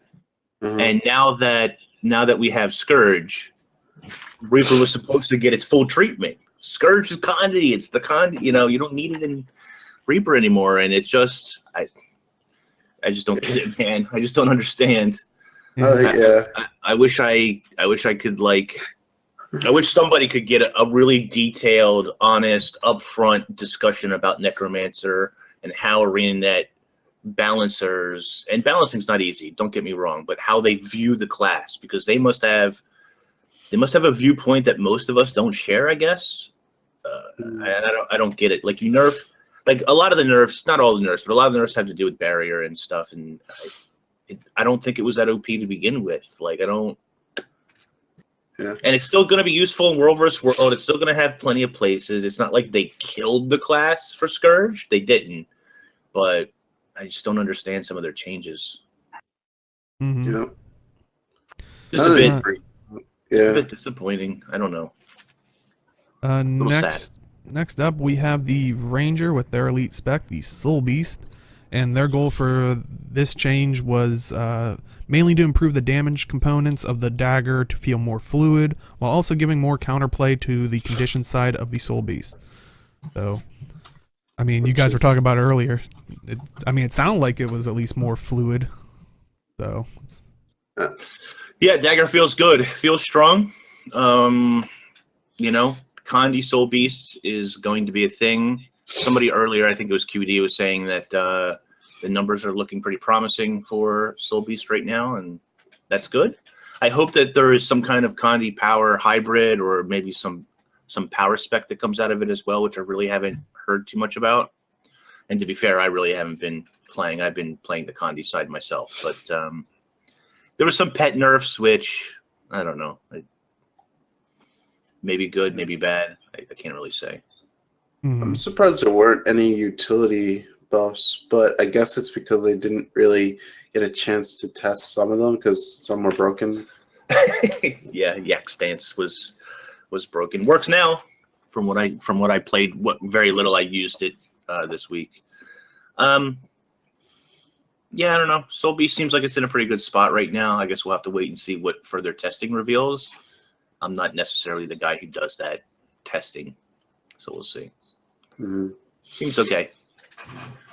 Next up, we have the Revenant's Elite Spec Renegade, and it seems like their goal here was dealing with some of the energy constraints caused by the short bow energy costs with minor tweaks to them, reduce the profession energy costs to encourage their use while channeling other legends, and modified several of the warband summons to better balance their tactical applications. So, I mean... Warband summons. It's nice. It's nice. Okay. Go ahead, Age. I feel okay. So the energy costs are nice. Some of them I feel like they warrant a bit more, but that's topic for later. I still feel like they didn't touch the core issues. Like for example, the warband summons, you could CC them. You can still CC them, and they will stop doing their animation thing. That's a problem. Because it's part of their utility. It's their only utilities to summon warband people. If they get CC'd out, it's useless. That was exactly what I was saying. Is these things need to not be targetable. Like wells exist for necromancers that are targeted AOE support and/or damage. Aren't they more like spirits though? Yes, but I mean, spirit weapons aren't targetable anymore either. Like there are plenty of spirits, but I feel like druid spirits are more useful. Probably. That's so weird to say. Like I would actually swap targets to a druid spirit to kill it, then just toss it. Like honestly, at this point, I would rather just since I play my elementalist in PvP, for example. I'll just switch to staff and use Air 3 and blow back the spirit where now they're completely out of the way for me to deal with. Now they're completely off the point. Their area of effect is no longer a function of the fight. So maybe the Revenant ones just need to become tougher. Maybe they're too susceptible. Well, that and the other thing is druid spirits last a lot longer than these do. That's a fair point. Yeah. So I think druid spirits are fragile enough to make up for the amount of time you can get by trying to maximize their uptime. These last for maybe 3 seconds, tops. Yeah. So you got to figure you throw a stun or something, and that's like 1.5 seconds. Even if you manage to on my warrior, if I manage to pommel bash someone with my mace and I just hit the spirit with it, I've immediately cut half of the skill's effectiveness. And with what are these? These are like 30-second cooldowns. I actually like Zigguro's idea, is increase the health a bit and just put baseline retaliation on them. And I do, yeah, QEDs has it right. I think for PvE, Renegade's going to be really awesome, especially for damage. Just baseline, just standing there and dealing a ton of damage. And to preface a lot of my complaints about the utilities, all of my complaints here are for a WW and PvP. In PvE, these I think count as minions. They get the 90% AoE damage reduction when they're not the primary target of a skill. I don't have a problem with them in PvE. I think they're fine for PvE. My one gripe would be the attacking one, the one that the mage that throws bolts. I would like for it to function for attacking whatever you have targeted, so you can control it. Because otherwise, I've seen it just kind of randomly toss projectiles at everything in its range. So that, I think, would be a preferable thing, is to have some kind of control over it, because I mean, you're supposed to be, you know, channeling Kala Scorchrazor and her warband, and you kind of figure they'd have a little bit more discipline than just randomly firing at everything in range. So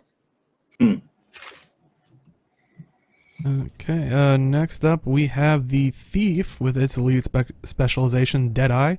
And they basically said for the most part it was just bug fixes. Though they did, with a 3-round burst, they had like a thing with Death's Judgment, and that they even said it was a bad decision, and they were going to, and I want to see Age's face on this, ended up slightly lowering 3-round burst damage. Slightly, which means 16%, around 16%. So were these good changes? Were these fair changes? I mean, yeah, no, they were fair. 3-round burst is actually a pretty strong skill. I like doing this run and gun type of style where I use the double shot, and then when I'm actually in kneeling state, I'll do a 3-round burst into Death's Judgment just to make sure I have enough might. Which is one thing I'm actually kind of curious that they didn't really nerf Death's Judgment, but I guess it's because of 3-round burst, because of the might sacking. I don't know. It kind of makes sense in that respect. So we'll see how it pans out. I feel like a lot of the damage on Death's Judgment comes out of having max malice. Yeah. So in modes where spike damage like that is a problem, WW and PvP, I don't like, you know, when you have max malice, you know when you're being targeted by a Deadeye, and you know that in order for them to use Death's Judgment, they have to be standing still. So most of the PvP maps have a way for you to line of sight them, and you don't have it immobilized when you're kneeling, I don't think. I mean, the only thing you can hope for is maybe a Panic Strikes proc, but yeah.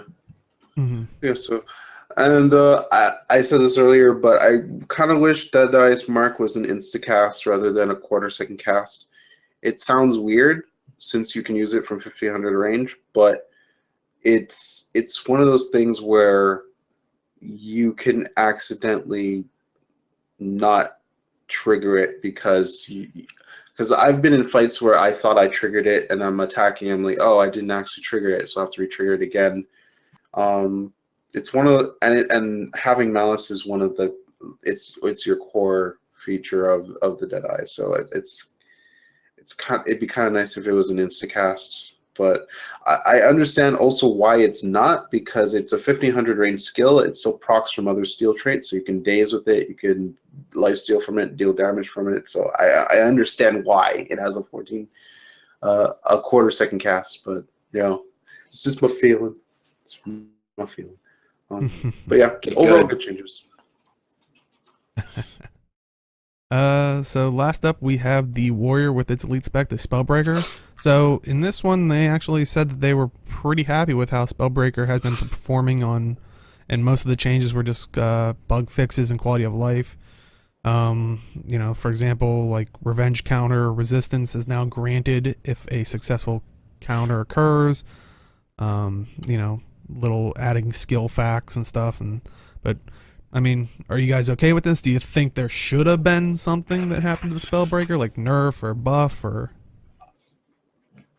I said Spellbreaker sound really strong on paper, and during the beta weekend, I said it was the most balanced profession elite spec, and apparently Arena agrees with that because they didn't really change too much. So I still think Spellbreaker is pretty balanced. I kind of like how they added the elite skill to an exemption status from particle effect culling, because can you imagine not knowing that dome is there and trying to fight someone in WW? That would be evil. I mean, it's kind of, I've talked before about the problems I have with Dragon's Maw for Dragon Hunters. The particle effect for Dragon's Maw is really hard to see. There's no AoE ring tied to it. It's literally just the blue shiny particle effect on the ground. Mm-hmm.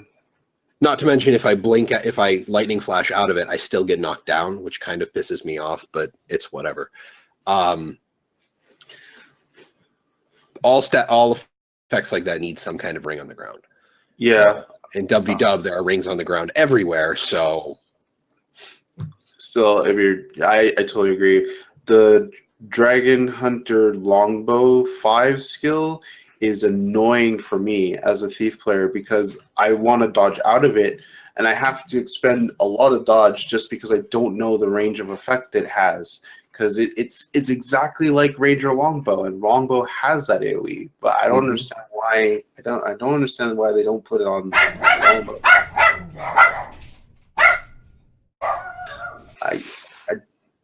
So having those rings actually helps fight against people who are going to screw you like that. We've got Ink's cat saying hello, Deo's dog. It's an animal crazy weekend. Now I just need somebody. Now I just need somebody to knock on my door or press my buzzer for my dog to go off. I haven't really had a chance to play any of the Spellbreaker yet. I actually made another warrior because I can't imagine my Norn using daggers, but I made a Char warrior, and I'm actually digging a lot of these. Apparently there is now a skill that is undodgeable, which I don't know happens often for players. Yeah, so if you're in range of the attack, it'll hit you, I guess. Oh, Eviscerate. Their Eviscerate was undodgeable, so they fixed it. Oh, okay. So their Axe Burst was somehow undodgeable. That's pretty awesome. This only occurred with the Spellbreaker version. Interesting. Well, they mess with the number. You can only ever use one Rage Bar, so I guess they kind of have to give you a different version of the skill slightly. Yeah. So, yeah, it looks like they're basically in the same tier as the Deadeye, just very, very minor changes. Which awesome. Well, you know now you know what changed with your character and all that stuff, and now you're killing things in the new areas.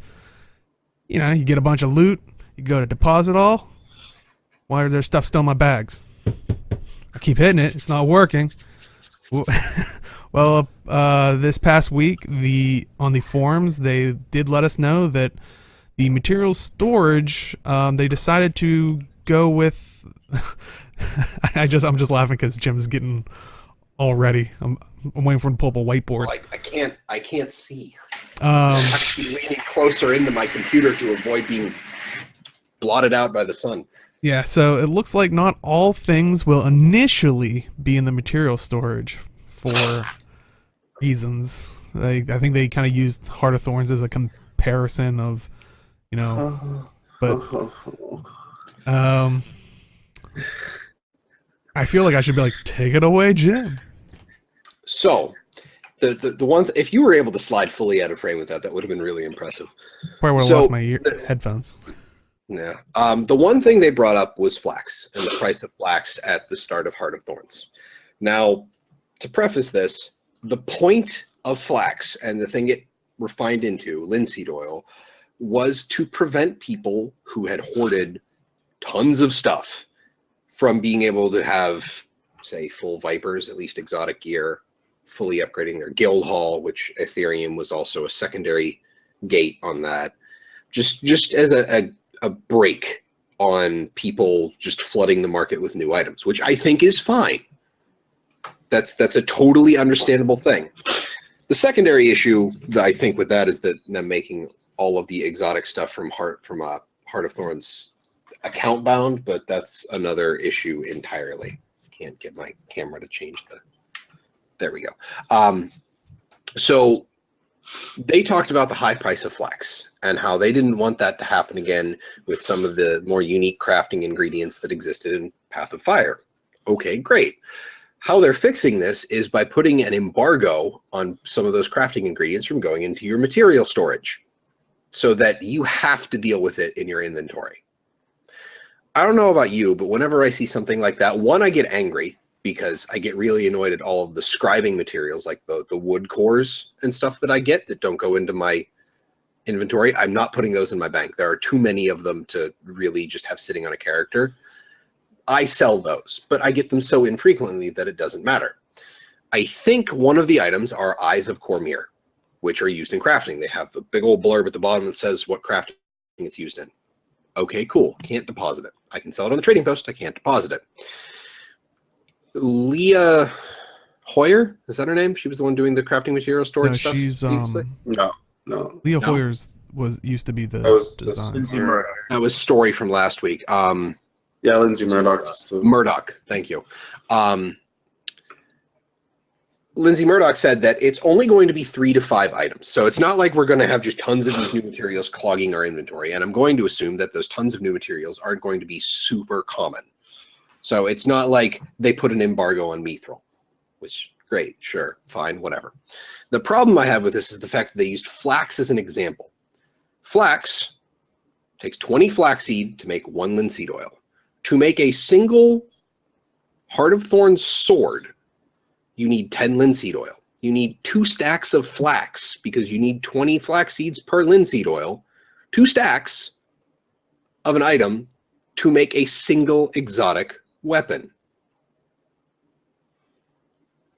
The reason flax was so expensive is because you needed so much of it, and literally everything crafted in Heart of Thorns required it. Yep. That's why it was expensive. Including guild halls. Guild halls yeah. needed thousands of linseed oil. Scribing, and this is even after the rework, still requires a lot of linseed oil. I think I saw some scuttle on the Reddit thread about this, that when they redid scribing, it reduced it to 1/3 of its previous linseed oil requirements to level scribing. So even still, linseed oil and flax seeds are super expensive.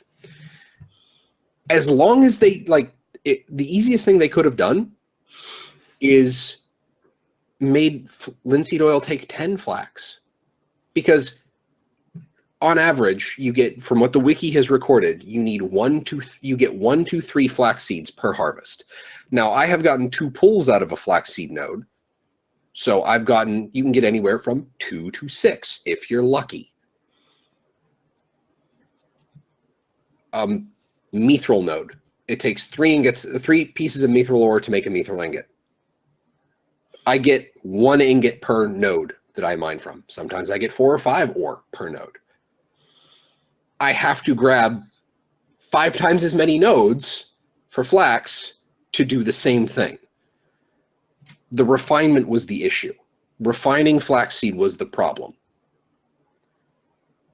As long as these new ingredients don't cause that kind of issue, they don't need to do this.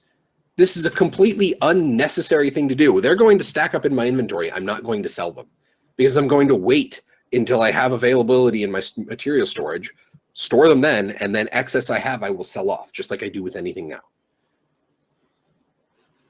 I had another point that I was going to get to, but I can't remember it right now.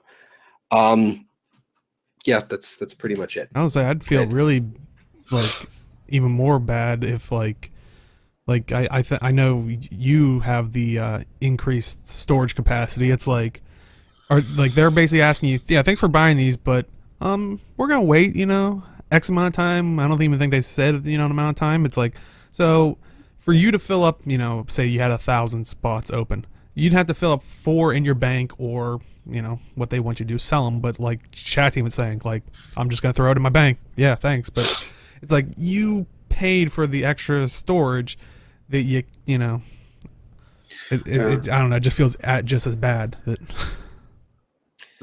It's and Mithrin brings up a point, is that, as veteran players, which a lot of us are, I'm going to assume there might be some new players looking for content in chat. Most people might not care about the material and will just sell it off. Much like I talk about the wood course for scribing. I'm not going to level scribing anytime soon. I don't care. So I sell those materials. I get a few silver. So I'm not even particularly worried that I'm going to have to spend a lot of money once I try to level scribing on one of my characters. But I don't think inconveniencing players is the way to fix the economy like this. Like, this is not an appropriate fix to a solution. This is treating a symptom, not the problem. For example, the problem with flax is that you needed way too many flax seeds to make linseed oil, and linseed oil was required for far too much. Yeah. Deposit all materials, and the crafting material storage is honestly one of the greatest things I've ever seen in an MMO. The ability to just shove all this stuff into a crafting material storage and not have to dedicate bag space. 2 of my bag slots in World of Warcraft completely dedicated to crafting bags on every single character I had that had crafting professions, because I needed it. I could not handle the loot that I got otherwise. Not only that, but Eyes of Cormyr, which is one of the only ones I've run across so far, are worthless. They're worth like 50 copper, maybe less, 38 copper or something like that. Now that even could be even on day one. But even on day one, even yesterday, I looked at it. They were like a silver a piece. So at their best, they were worth come on, it's just not.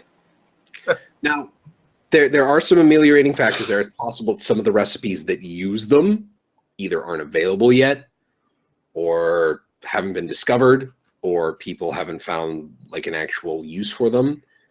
Just get some drops for doing events, though. Like, they're not even. I know, it's not like they're even terribly uncommon drops. So I don't know. They're not flax. I get what their metrics were telling them about flax, but I feel like that is a unique thing for Guild Wars 2 because we have deposit all. Mm-hmm. And even then, I had somebody make it like I'm a hoarder myself, but I had somebody say to me like, what you should be doing is sell at the beginning because you'll make more money. And I get the reasoning there, but I don't know, if you really needed money, right? And flax was such a big problem, like, wouldn't you just go in your bank looking for ways to make money? I don't know. Yeah, I feel I don't know if I feel like people who want to play the market too, like the people who have thousands of gold, will just buy up all the cheap Eyes of Cormyr and just sell it off when they find the actual worth, or actually use it for their guild halls or what have you. I don't know how guild hall upgrades. I don't know. I haven't been in the new guild hall. I haven't even looked. But yeah, it's a weird situation. That's all. And Mithrin is saying like, well, what ArenaNet did worked, but it worked too well. They're now worthless. So why do I even want them?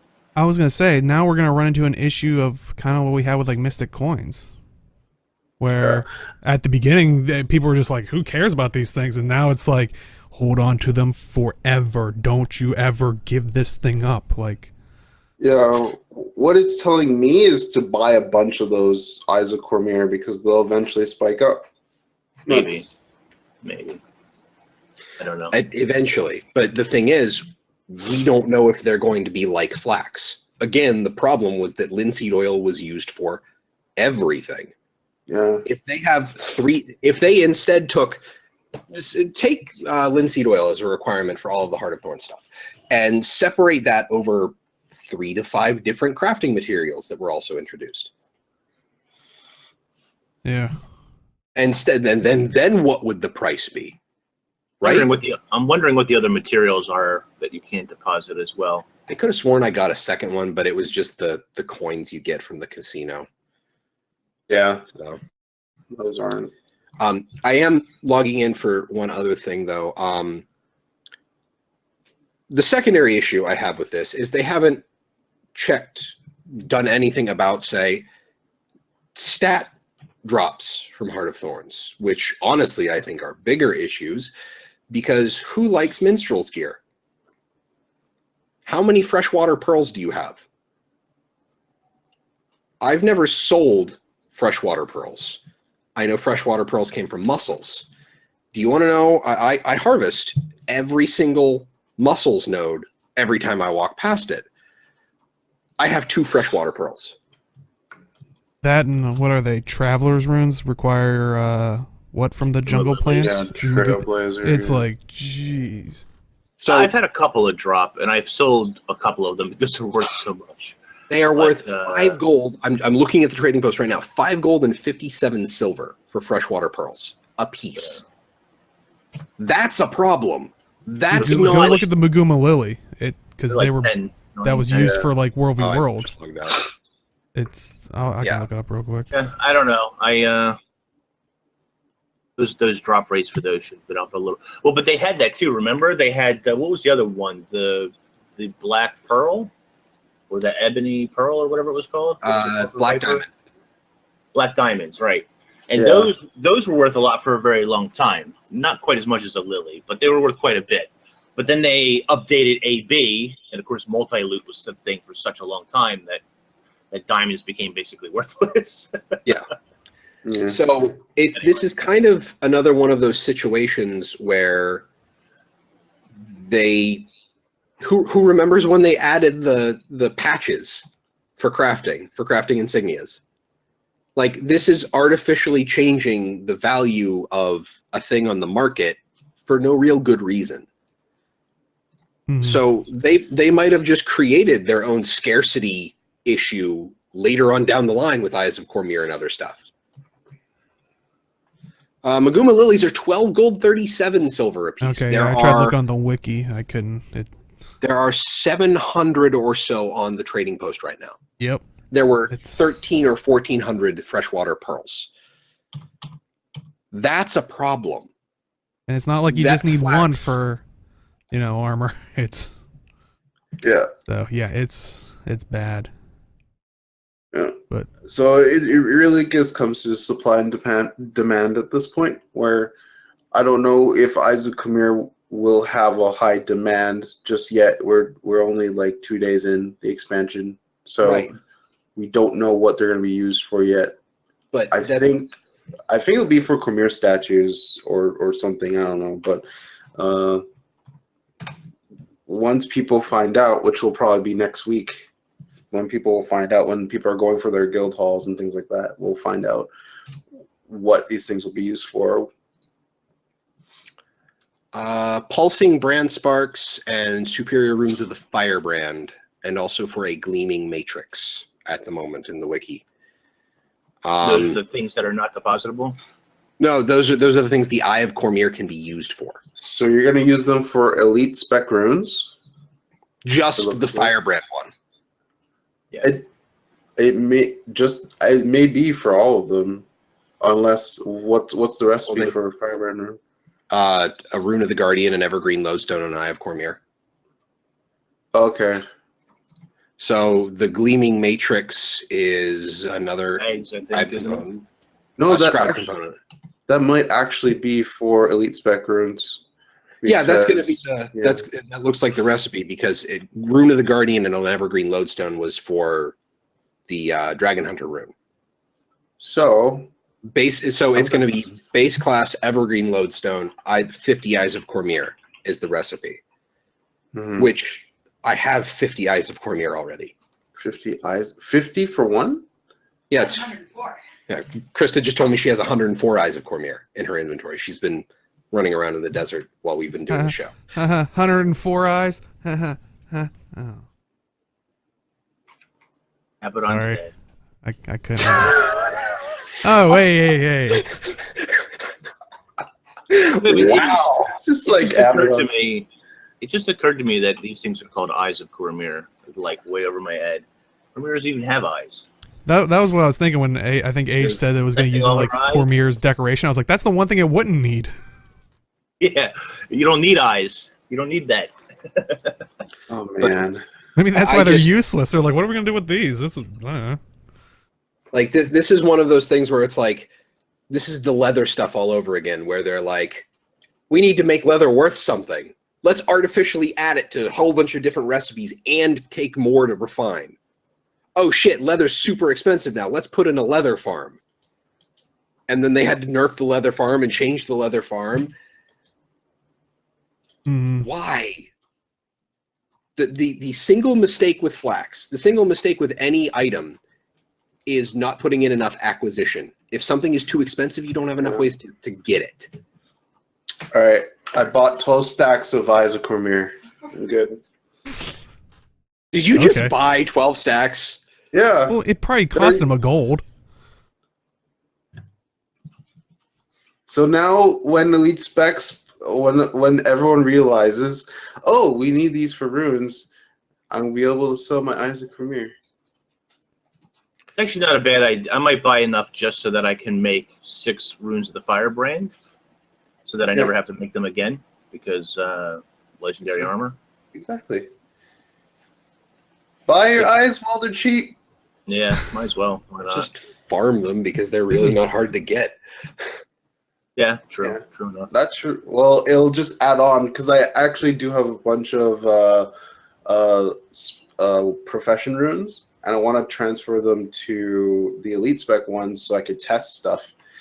But I also bought a whole bunch of Guardian runes, so now I can just. Well, Mithrin has a lot of good points here. You have daily nodes, heroes choice boxes. You have vendors with limited daily purchases, the lilies and the druid runestones from Draconis Mons.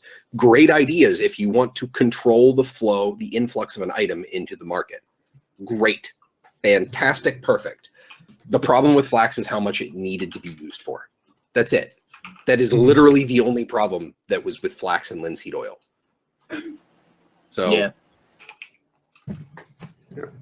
I mean, I realize I don't. They said it was an experiment. You know, maybe they'll learn that this isn't really the solution, and they'll come up with a different solution. Who knows? Yeah. I do hope that they see, like, the price is going to continue to drop for probably at least a little while. And I hope they're just like, yep, this is low enough. We'll just let people add it to the material storage now. It's kind of weird. All I know is I can make 10 different sets of runes, so I'm happy. There you go. Any final thoughts on the launch material storage issue? I feel like you wanted to make a pun because there's like just some moment that someone said something. No, I finally read the line he had at the end of this. When I was doing show notes, I thought of a pun that it really couldn't work in as a segue or anything, so I just had to say it. I had to have it out there anyway. But next up, well, we talked about this previously, the Elonagram screenshot contest, and they did decide their winners this past week. And we do have the 2 first place and second place. The first place one went to Cafe, and you can kind of see the screenshot there. And second place went to Ross JM93. So, congratulations to them. And they also, on the blog post, had a link to the album where you could see a bunch of the other ones. It was pretty awesome. But that's a really nice one. Yeah, there was some really good ones in there. Do you guys like this? Do you guys want to see more of this, or did you guys see one that was maybe your opinion better? Or I can't enter these because very subjective, right? Yeah, you can't enter because why? Because I live in Quebec. Oh, that's right. I forgot Quebec's not allowed to have any fun.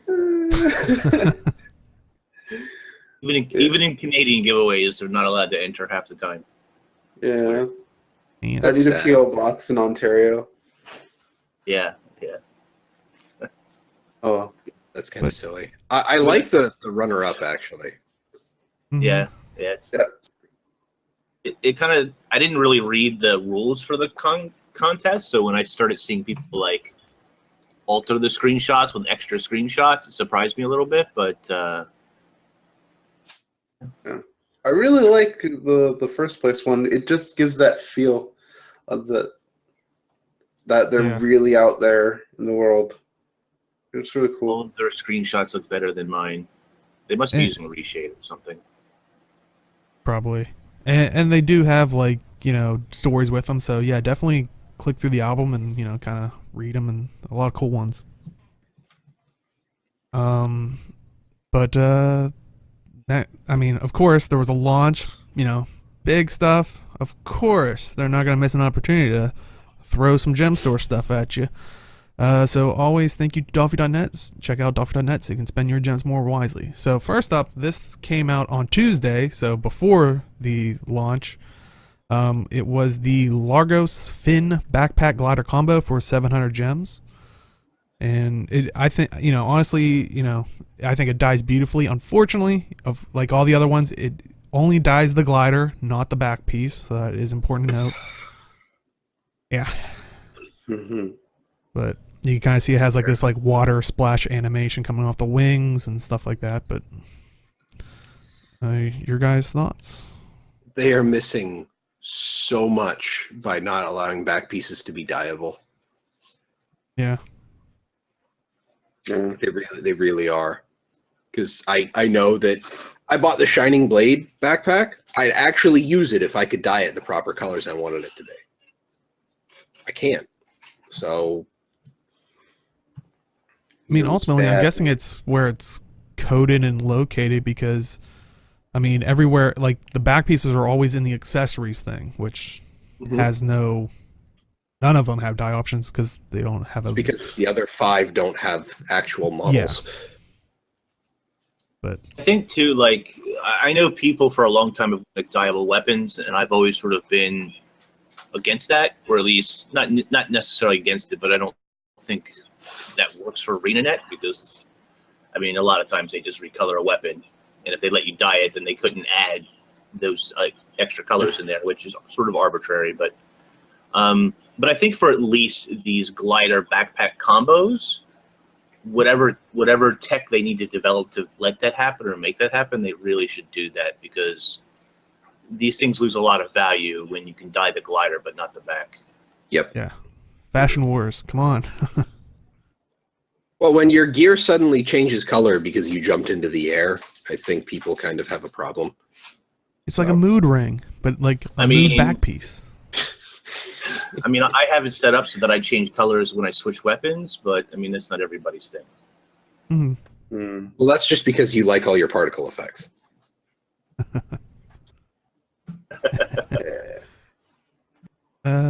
So, I mean, have any of you picked this up or planning on it? Nope. I mean, I have not. I know a lot of people clamoring for the Largos stuff, so it was kind of Look, like, you could be a Largos now. You got your wings. You don't need the playable race. You could make yourself a Largos with the right armor. You have to get the helm piece that looks like the aqua breather. Yeah. You're set. Largos in the game. playable race. Easy. Confirmed. New playable race. Have fun. Oh boy. Oh man. I can just hear people getting angry right now. Yeah, so you can pick that up. Also, they put out a new Elonian 3 additional shared inventory slots, and you can get those for 700 gems each, or you can pick up all 3 for 1890 gems. Each account can purchase now up to 19 shared inventory slots at this time, and this does not include the 2 that you will get, one from Heart of Thorns and one from Path of Fire. So total, how many slots? Yeah, total you can get 20. Yeah, 21. It's like damn it, ArenaNet. I fixed my OCD because I had 18 slots. It was bothering me. Now I have 20 slots, so I have nice 10 rows. It's perfect. It's beautiful. I love it. Oh, thank you, Rita. Thank you. But you don't have them all, though. No, Age. You be quiet, Dale. You don't have them all, Age. It's fine. I'm not doing that. I'm not buying that one slot that will ruin everything for me for the next 10 Can you- months.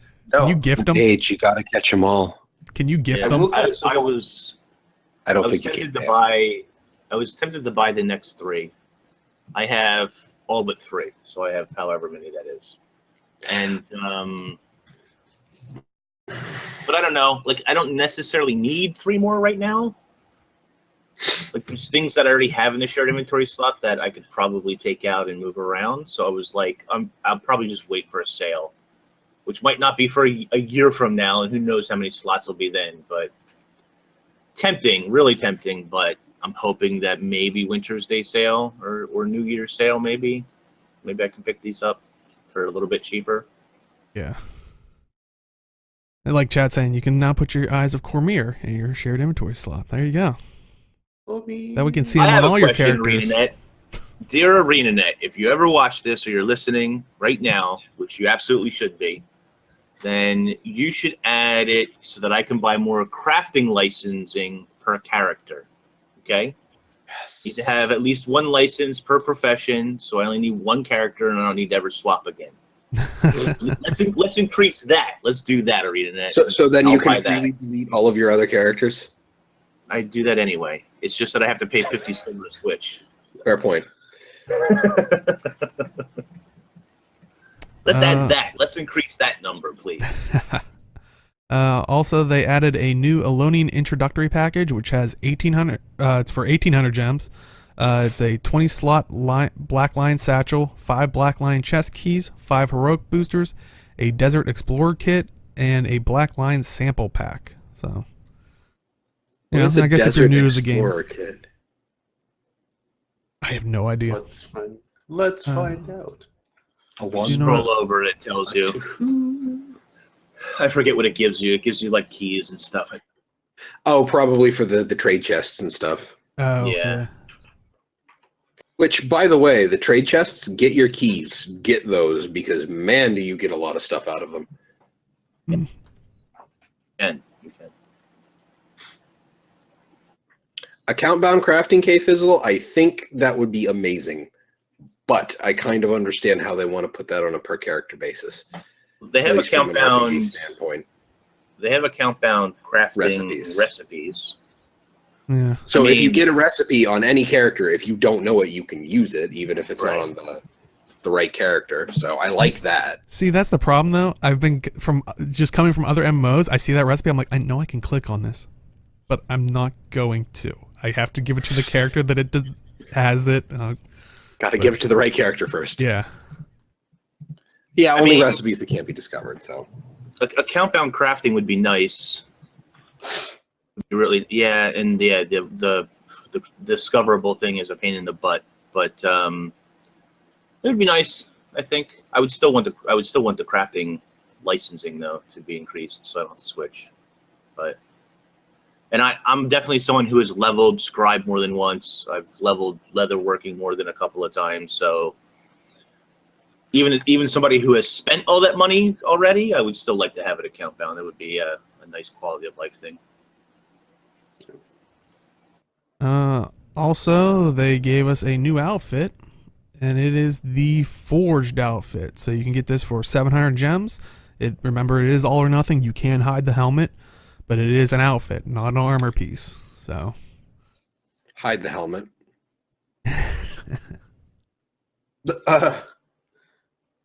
Please hide the helmet. I mean, outfit-wise, it's kind of nice. Kind of nice looking. I played Bloodborne. I don't need to see more of this helmet. Got to protect your head. And you know, when all else fails, this outfit increases berserker damage with headbutt. Yeah, exactly.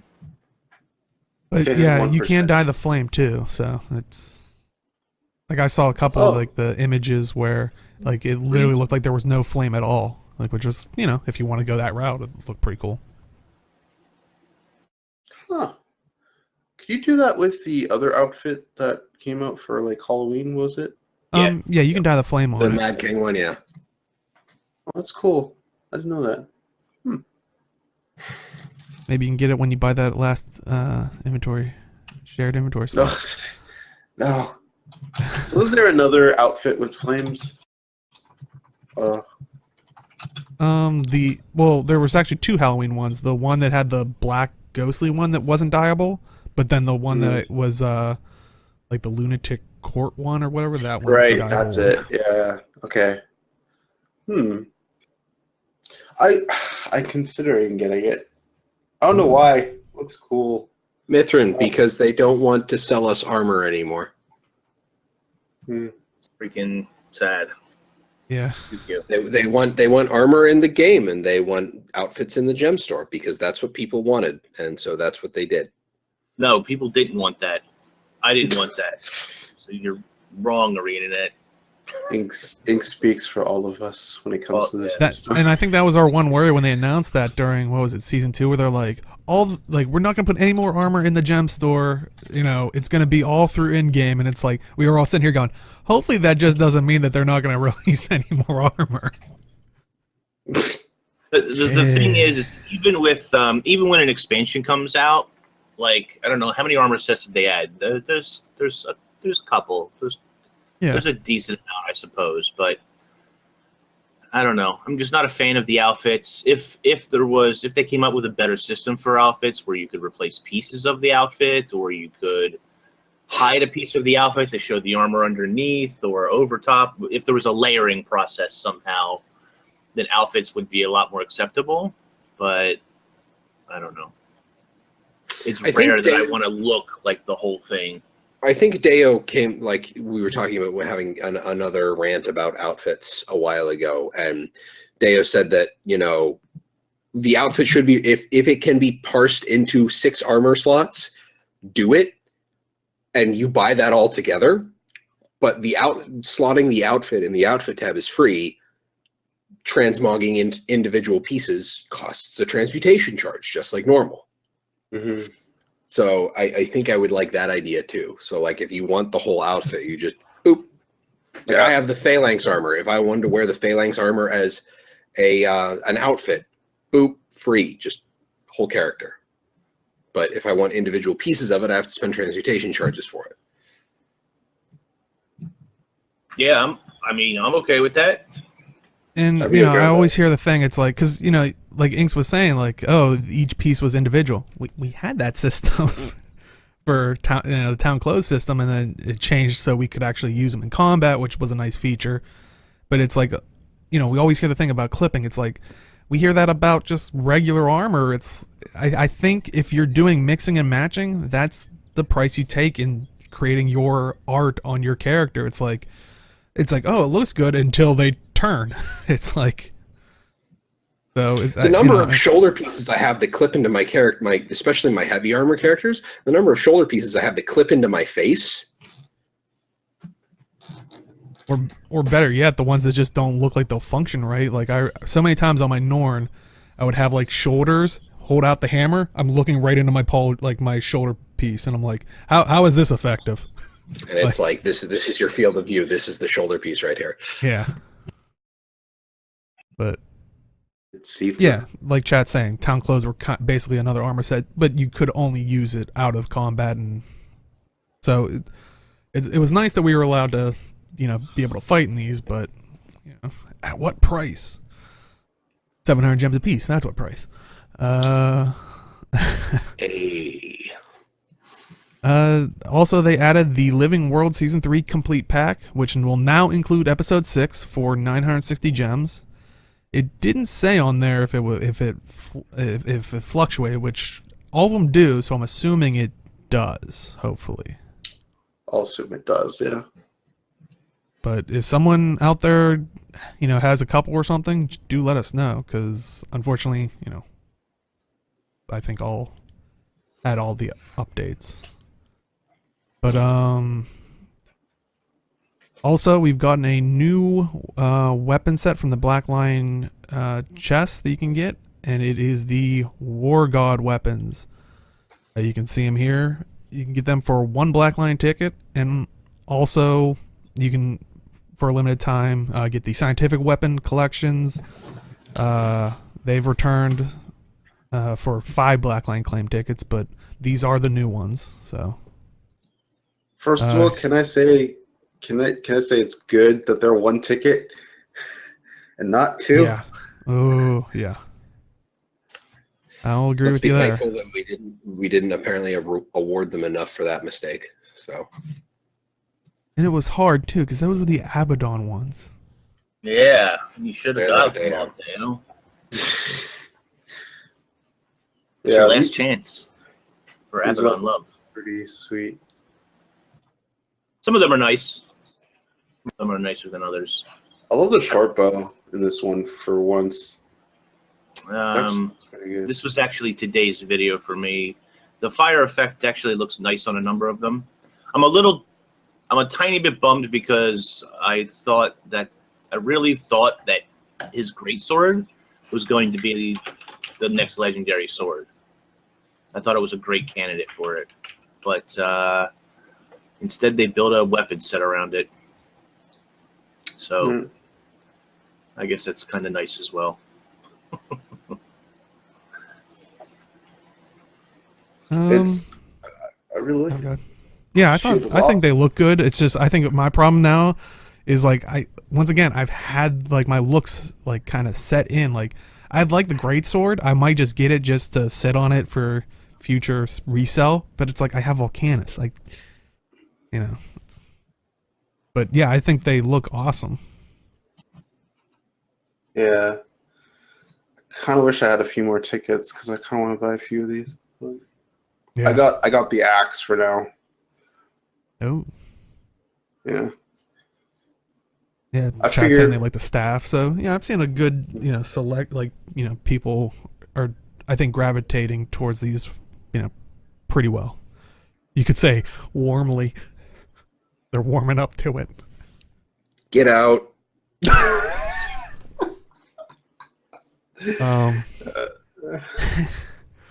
But yeah. Also, any final thoughts on the War God weapons? All right. I don't know. Get them while they're hot. Hey. They're as the kids say, they are fire. Oh my Had the god. fire. Full circle. Full circle. Okay. But you got your new weapons, your new elites. Inks is just shaking his head like, We're all terrible people. Can I fake a disconnect right now? You got your new weapon, you got your new elite spec. You need to maybe change up your look. So they added in the total makeover kits and the self-style hair kits new hair colors and accessory colors, and you can see them right here. The hair colors are Olive, Venom, Moonlit Night, Elonian Wine, Desert Dusk, and Sunlight, and the accessory colors are Celestial, Abyss, Cotton Candy, Deep Lilac, Sky, and Illumination. Celestial and Abyss, huh? Pulling out the big guns for accessory colors. Wow. Don't we have? I swear we have some of these colors, but No, we don't. It's just they're a letter off in the hex code. Yeah, they're very They slight have- variations. All of the hex code to give us hair colors and dye colors and accessory colors. All of the Yeah. hex codes. Right. Well, that's why that's why you get 6 new colors that they sell you on the gem store every once in a while, and roll Isn't it- these out slowly. Mm-hmm. is it like 20? What was it? Is it? No, it's 20, 30, 26 letters in the alphabet. No, ugh. It's like over There are 30. 16 characters. There are 6 slots. 16 to the 6th power. Yeah, there you go. Thank you. I was trying to do the math, but that's a lot of colors. Yep. I guess. They will never run out, so don't worry about it. Oh yeah. They'll run out. It's just that it'll take them a very super long time to do it. And then that's as far as they could go. We're making Guild Wars 3. And then they'll start all over again. Oh man. 16,777,216. Yeah, I thought it was like 60 million, but I was trying to Why do I 16 million. Why do I try and collect all the dice? I mean, Because you're a madman. it's getting very difficult to keep up, to be quite honest. Anyway, jeez. 16.7 million colors. Anytime they release a white or black die, forget it. It is worth Oh, yeah. 50 times the amount of any other color. Like, luckily, my favorite color happens to be a green tone, and most people seem to hate green, so they're usually fairly cheap. That's true. And Mithrin does bring up a good point about gradients for different dyes. Oh yeah, no, I was Different definitely materials. I just typed. I was definitely like oversimplifying that for the sake of the argument, but still, just raw hex codes, 16.8 million. It's a lot. Yeah, so you can pick those up. Also, there's been some Blackline chest changes. So we got a new Blackline chest. It is the Elonian Seeker's chest. Don't worry if you have previous ones. It's just a new content. It's still the Blackline chest that you know and love. You love to hate them. This time, you can see the full list of its contents. The mini green raptor hatchling has been added as the new guaranteed item, and you can use that to unlock more of the whole family in the Mystic Forge. Which, Inks, let's just focus on that one for a second. And if you were here for the pre-show, you got to hear some of this. But Inks, what are your thoughts on that raptor? There are 1, 2, 3, 4, 5, 6, 7. There's 10 of them. There's Probably 10 different raptors. Yeah, 10. There's 10 different raptors, which, by the way, there's a collection for unlocking each one. And the reward for that collection is 10 achievement points, I think. You get 5 Black Lion keys and 5 mini claim tickets for completing them. Go ahead, Jim. Question? These are guaranteed drops. I read in map chat at one point. You get one of these green hatchlings per drop per run, right? Per chest, yeah. Per chest.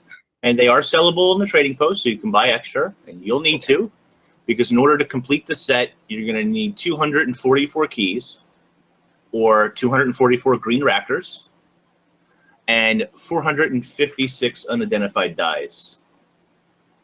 What? Holy crap. So, enjoy that. It cost me about 600 gold, which was pretty much every penny I had saved pre-Path of Fire. Oh, dear Lord. Should be a video in the next day or so on that whole process and everything that's Hold on to the last mini and sell it to get your money back. So you already added it to your account, didn't you? I did. So the last two, there's the way that you upgrade these. There's 2 that are at the top tier: ice and fire and ice, however you want to do them. And both fire and ice are like a smidgen, a touch away from being legendary minis, because they're expensive. Although over time these prices are going to go down, but they're selling for about 350, 375 a piece. There might be even less now. But the fire mini raptor is actually on fire. He looks like he's like molten and fiery. Oh. There's fire that sort of comes off of him. And the ice one, he's all pure permafrost looking color. He's icy. He's got a mist that comes off of him. And when he breathes, he actually huffs out like icy kind of air. Now, if they just had footfalls, they don't have footfalls, by the way, but if they had footfalls, boom, right? Legendary minis. Yeah. The other cool thing is silver and gold. Now, gold doesn't look quite as nice as silver, and you need the right lighting. But silver and gold have that juggernaut effect to them a bit. Oh, okay. So the silver one looks like that plated sort of silver metal. Gold doesn't look quite as nice, but yeah. And then there's white and black, always popular. And then green, blue, yellow, and red, which are just... But yeah. Wow. It's quite the thing. It's quite the thing. And actually, this is total for the complete collection, but it might be even slightly more than this to keep them. I haven't sat there. This is somebody else's calculations I'm going off of. I need to sit down and figure it out for myself. But let's just say right now is very expensive to do. You could craft them all, resell them, and probably make profit, but it's a lot of work, and it's something else. And I have to say, like, this compared to the last Black Lion chest where you just got extra materials, I much prefer the previous Black Lion chests guaranteed drop. Not to say that I don't like the mini raptor. I like the raptor. The process is cool. They've done this many times. The mini snowballs and the fractal minis and so on. But if you really want a lot of these minis, either just buy them off the trading post, because you can buy each one off the TP, or be prepared to spend a lot in order to unlock the full collection. So this is one of those things that kind of gets into that gambling thing, or just hooking people with purchasable stuff, huh? Well, I mean, these are guaranteed, so it's not gambling. Oh. Trust me, you can make that argument in the next one, because I'm going to be broke because of it. I might be able to make this Super Raptor after. If you're not interested in the Raptor, let's say you just want the one green one, or the blue one is fairly easy to make. You can just sell these as well, because there will be people like me buying them. Their value over time is going to go down, but right now they're worth like 1.5, 2 gold a piece for a green Raptor. Mm-hmm. That'll depreciate a little bit over time. But let's say when they get rid of the green Raptor, let's say like what happens when they release the next Black Lion chest and that guaranteed drop changes to something that's not a green Raptor. If they don't replace the green Raptor somewhere else in the game, some other way to get it, these things are going to skyrocket in value and become extremely expensive. So I don't have the kind of capital in the game where I can just hoard these things for say 6 months to a year. But you just wait 6 months to a year, we revisit this topic, they're gonna be worth some money. Oh yeah. So I'll hold on to my red and blue one. So yeah, I don't know. It depends how much you like these things and want them, but the Fire Knights one are very cool. I will say that much. Well, also in these chests, like previous ones, there's two unique things that are like an uncommon drop, and the first one is the Jackal Pup, which it's similar to, I would say, if you do Chupa and Chompawat, you can get like the little tiger thing, but this is an actual back piece. So I think Chupa and Chompawat, it just kind of just was on your back. Yeah, it's just a visual effect. Oh, that's a kill puppy. I know, I want it so bad. I'm reading that you're horrible. Putting that in the RNG chests. I think I got my Jackal Pup at about 50 keys. But again, I think that's pretty unlucky, I'm going to say, because last month when I opened, I had a whole bunch of the uncommon ones drop that actually increased my keys by quite a bit. This time around, my luck wasn't very good with Black Lion key. It's RNG, right? But my luck wasn't very good with these things. I did end up with one of each, but I opened a total of, I think, 53 chests. And I got lucky that I got the Jackal because it dropped very late into the whole process. So. Okay. But it's a warning for people who are going to chase it. Yeah.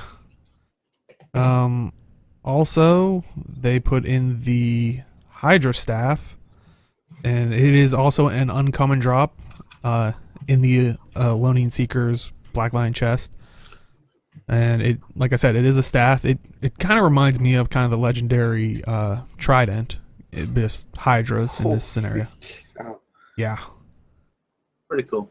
Yeah, for people that aren't watching, it's basically 3 heads, kind of nipping at each other. But it's a very large weapon. Yeah. Kind of unwieldy. The top of the staff is very... I'm not sure why they designed it that way, but it's different. Yeah, it's cool. I think I got this about 45 keys or so in. So, again. Yeah, Carnifex has a point. Practically legendary. Yeah. Well, like I said, it's pretty much that underwater legendary Kraken. Just got to add some effects to your body and your feet, and boom, done. Yeah. I feel like this would work really well in Conan. Yeah. Yeah. Just a Priest of Crom or something that would be really cool. It's a really cool stuff. I didn't realize the heads sort of like tried to bite each other. That's kind of funny. I kind of want. Oh, damn it! I don't want to buy keys. I bought so many. Oh well. I'll think about it. Well, I mean, you might have a better shot at it with the new drop. It is a rare drop, but it is the golden blackline chest key, and like I said, it's rare. It's a rare drop from the chest. It unlocks a blackline chest item that is uncommon or better as a guarantee. Oh. So They're getting. It's interesting. It's interesting. First of all, there's a package you can buy on the Black Lion store that gives you a gold key as part of the package deal, so that you can test this out if you want to. Now, I didn't get any gold keys, but yeah, it gives you an uncommon or better drop, 3 of them. I would love to see a video. No, I didn't get any, so I didn't even have a chance at this, but I want to see a video of somebody who gets 3 of these gold keys, uses a gold key to unlock 3 more gold keys, to unlock 3 more gold keys, to unlock 3 more gold. Like, I want to see it repeated at least 3 or 4 times to just like see how many gold keys one person can get in a single. that person would be hated. They'd be the luckiest person in the world. Oh my gosh, how crazy would that be, right? I mean, these are rare or better. This is a rare or better drop. This is not uncommon. Yeah. After that, I'd be like, okay, I'm gonna go play the lottery. I'll be back. Like, the only thing I don't like is what they did was they added these 3 gold keys, which I think is a good addition actually, but they took out the Black Lion box that let you choose one of the like these special drops, like the Jackal Hydra Staff, the gliders and stuff in the past. I forget exactly what it was called. They took away that box, which you could sell on the trading post. They're experimenting as to whether to which one is seen as better. Like they're trying to see public opinion on this. I mean, I really think they should bring that box back. First of all, that box sells on the trading post for, I've seen them selling for 799 gold. Now, somebody is buying and manipulating those prices. But even when they were hot in the Black Lion chests, they were going for 300-400 gold a piece. So they're not cheap. So if you get one of those, and let's say you're like me and you open quite a few Black Lion chests, and you don't, or maybe you don't want anything and you just get this chest, you can sell it on the trading post for several hundred gold. Well, now lots of hundreds of gold, but even if it was still there, you could sell for 300 or 400 gold, or you could just open it. You can get your golden glider, or you can get your ghost, whatever you missed, the elemental sword, for example. You could get that item that you missed that's no longer available, which I think is a great system to keep people not feeling so bad when they don't get a Jackal Pup back piece, because then they can get the Jackal Pup back piece when the chest changes next time. It's still technically available and not locked off away from you forever. So, food for thought, ArenaNet, but I think you should really bring that back. mm-hmm. Yeah, I actually like that, just because, like you said, it keeps you going after it. Because yeah, if it switches out and you're like, well, I don't like any of the new weapons, I'll hoard keys or not buy keys or until it comes back, or something I actually want. But also, what are the 2 weapon sets? It's Timekeepers or Time. Yeah, something? The 2 weapon sets that are in this setup are the Timekeepers weapon collections and the Packed Fleet weapon collection. Now, nothing personal, but Timekeepers is way cooler than Packed Fleet as far as rarity and awesomeness goes. I'm just saying. So, I'll agree with that. I'm hoping I can get my hands on some of these Timekeeper weapons. Though it will drive you mad if every time you unsheath it, you hear the like. I'm like. No, I love that sound. After a while, it's like I need a different weapon. It's not as good as a clown pistol, but I mean, it's a pretty good sound. Oh yeah, I forgot who I was talking to. Yep. Yeah, don't talk to Adams about the clown pistol either, because that's his favorite thing. Also, just so you guys know, the guaranteed wardrobe unlock that's usually available in the Black Lion chest, they have been updated with around 175 new items. So, make sure to start using those up if you now that there's more options. Guys, go get all of the basic weapons first. Yeah. You can unlock an iron greatsword. Take care of that first. Yeah. It's funny. I hear people who say a lot they have 4 or 5 million karma. They have nothing to spend karma on. Go unlock those cultural weapons. Let me know how much karma you got left when you're done. Yep. 73K a piece. I hate you people who have tons of karma. Let me know how much karma is left when you're done with that. I like how Age is saying, I hate the people that have tons of karma. And those people with karma are like, I hate those people that have, like, what, 20 legendaries? Age. Yeah.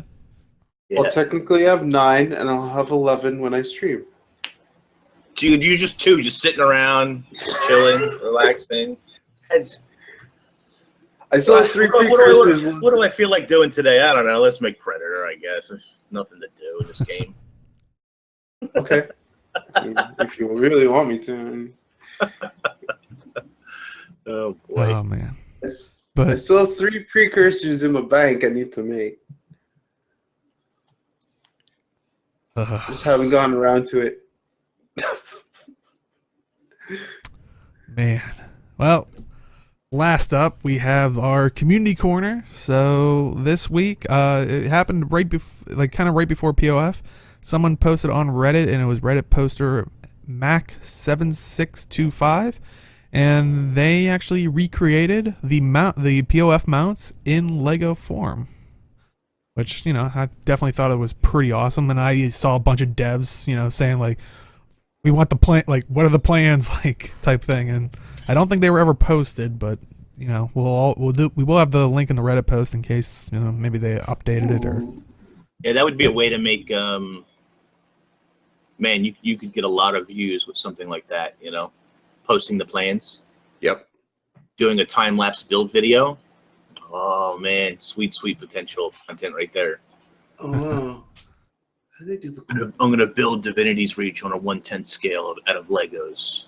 Here's the time-lapse. I don't think there's an empty podium there, Mithrin. I think that's just part of the Springer setup. It's supposed to be rocks or something. That's really neat. Yeah, no, those look really good.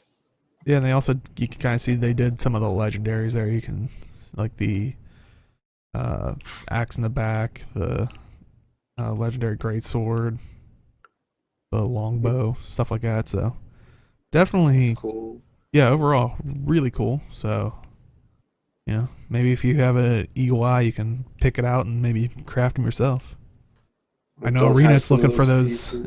instructions, but There are a lot of new. I haven't touched Legos in a long time, but there are a lot of new pieces that I don't know of. yeah. But yeah, that's definitely awesome. I think that is it for this week. So, Jim, where can they find you? I can be found on Twitch. On Twitter @MalthanusMMO. I can be found here on Twitch, on twitch.tv/TalkingSkrit. Wednesdays at 7 p.m. Eastern Standard Time for a Zero to Hero PvP night. This upcoming Wednesday is going to be it's going to be interesting. There's probably going to be, you know, the old guard of people that are still using the Heart of Thorns elite specializations, and there's going to be everybody riding the train of the Path of Fire elite specializations. So that'll be fun. Come and join the fun. Everything's gonna die. It's gonna The fires will burn. That's what Path of Fire truly was. I'm actually feeling like I should just take my Auromance, my Auromancer Tempest in, and I want to reflect a judgment against a Deadeye. I really do. Because I want to see him die to his own attack. Awesome. Well, hopefully you get to pull that off. Age, where can they find you? You can find me on Twitch, Twitter, and YouTube at Age Night Road. I did not stream launch because of personal stuff. I might stream later tonight after I get back home after something. I'll definitely stream on Sunday. I'll probably just be running around on new maps. I might run around in World War PvP, do some stuff there. But yeah, basically every stream for the next 2 weeks is going to probably be Path of Fire. So feel free to swing by, have fun, see what crazy Deadeye shenanigans I'll be pulling off. And yeah. Fun. And Inks, where can they find you? Twitch, Twitter, and YouTube at MMO Inks. We had a pretty good week this week, I think. A lot of videos went out. Now, my normal YouTube schedule is Monday to Friday, but because it's Path of Fire, there's a couple of videos that need to go out sort of right away. And so you'll see some releases over this weekend, like we did weapons today. Mini Raptors will be coming, Black Lion chests, a lot of those videos. And then as soon as I can get story to work for me, which has sort of been an issue, the story content will start rolling out right away and be nearly daily for a while. And then Tuesdays, Thursdays, Fridays are my stream days. You're going to have to follow on Twitter. Still working out times for that kind of stuff, but it's usually later in the evening right now. But launch day was a good day, and more and more content to come, guys. Awesome. And you can find me at simply_Dea on Twitch and Twitter. And yeah, yesterday I streamed the story with my brainwave device on my Twitch channel. Definitely check that out, but do note it is story, so maybe give it some time if you're still working through it. That first session I got through kind of basically like the first maps content-wise without going into any spoiler stuff. But yeah, we're gonna try to get through that and then probably just explore everything and But you can also find us here every week, twitch.tv/talkingskrit. We usually go live 4 p.m. Eastern, 1 p.m. Pacific. We do an after show if you're popping in at the very end, but if you do want to catch us in full, we do highlight this on our Twitch channel, but we also put it up on our YouTube channel. Just search Talking Skritt, usually the first one that pops up. And also thank you the people that hosted this week, Jaibu Cole, Moonkiller NV, and Serene Virus. And we do have a community Discord. If you're watching us on YouTube, links are in the description. And if you're watching us on Twitch, it should be in the info section. And as always, we will see you in the game. Good night, everybody.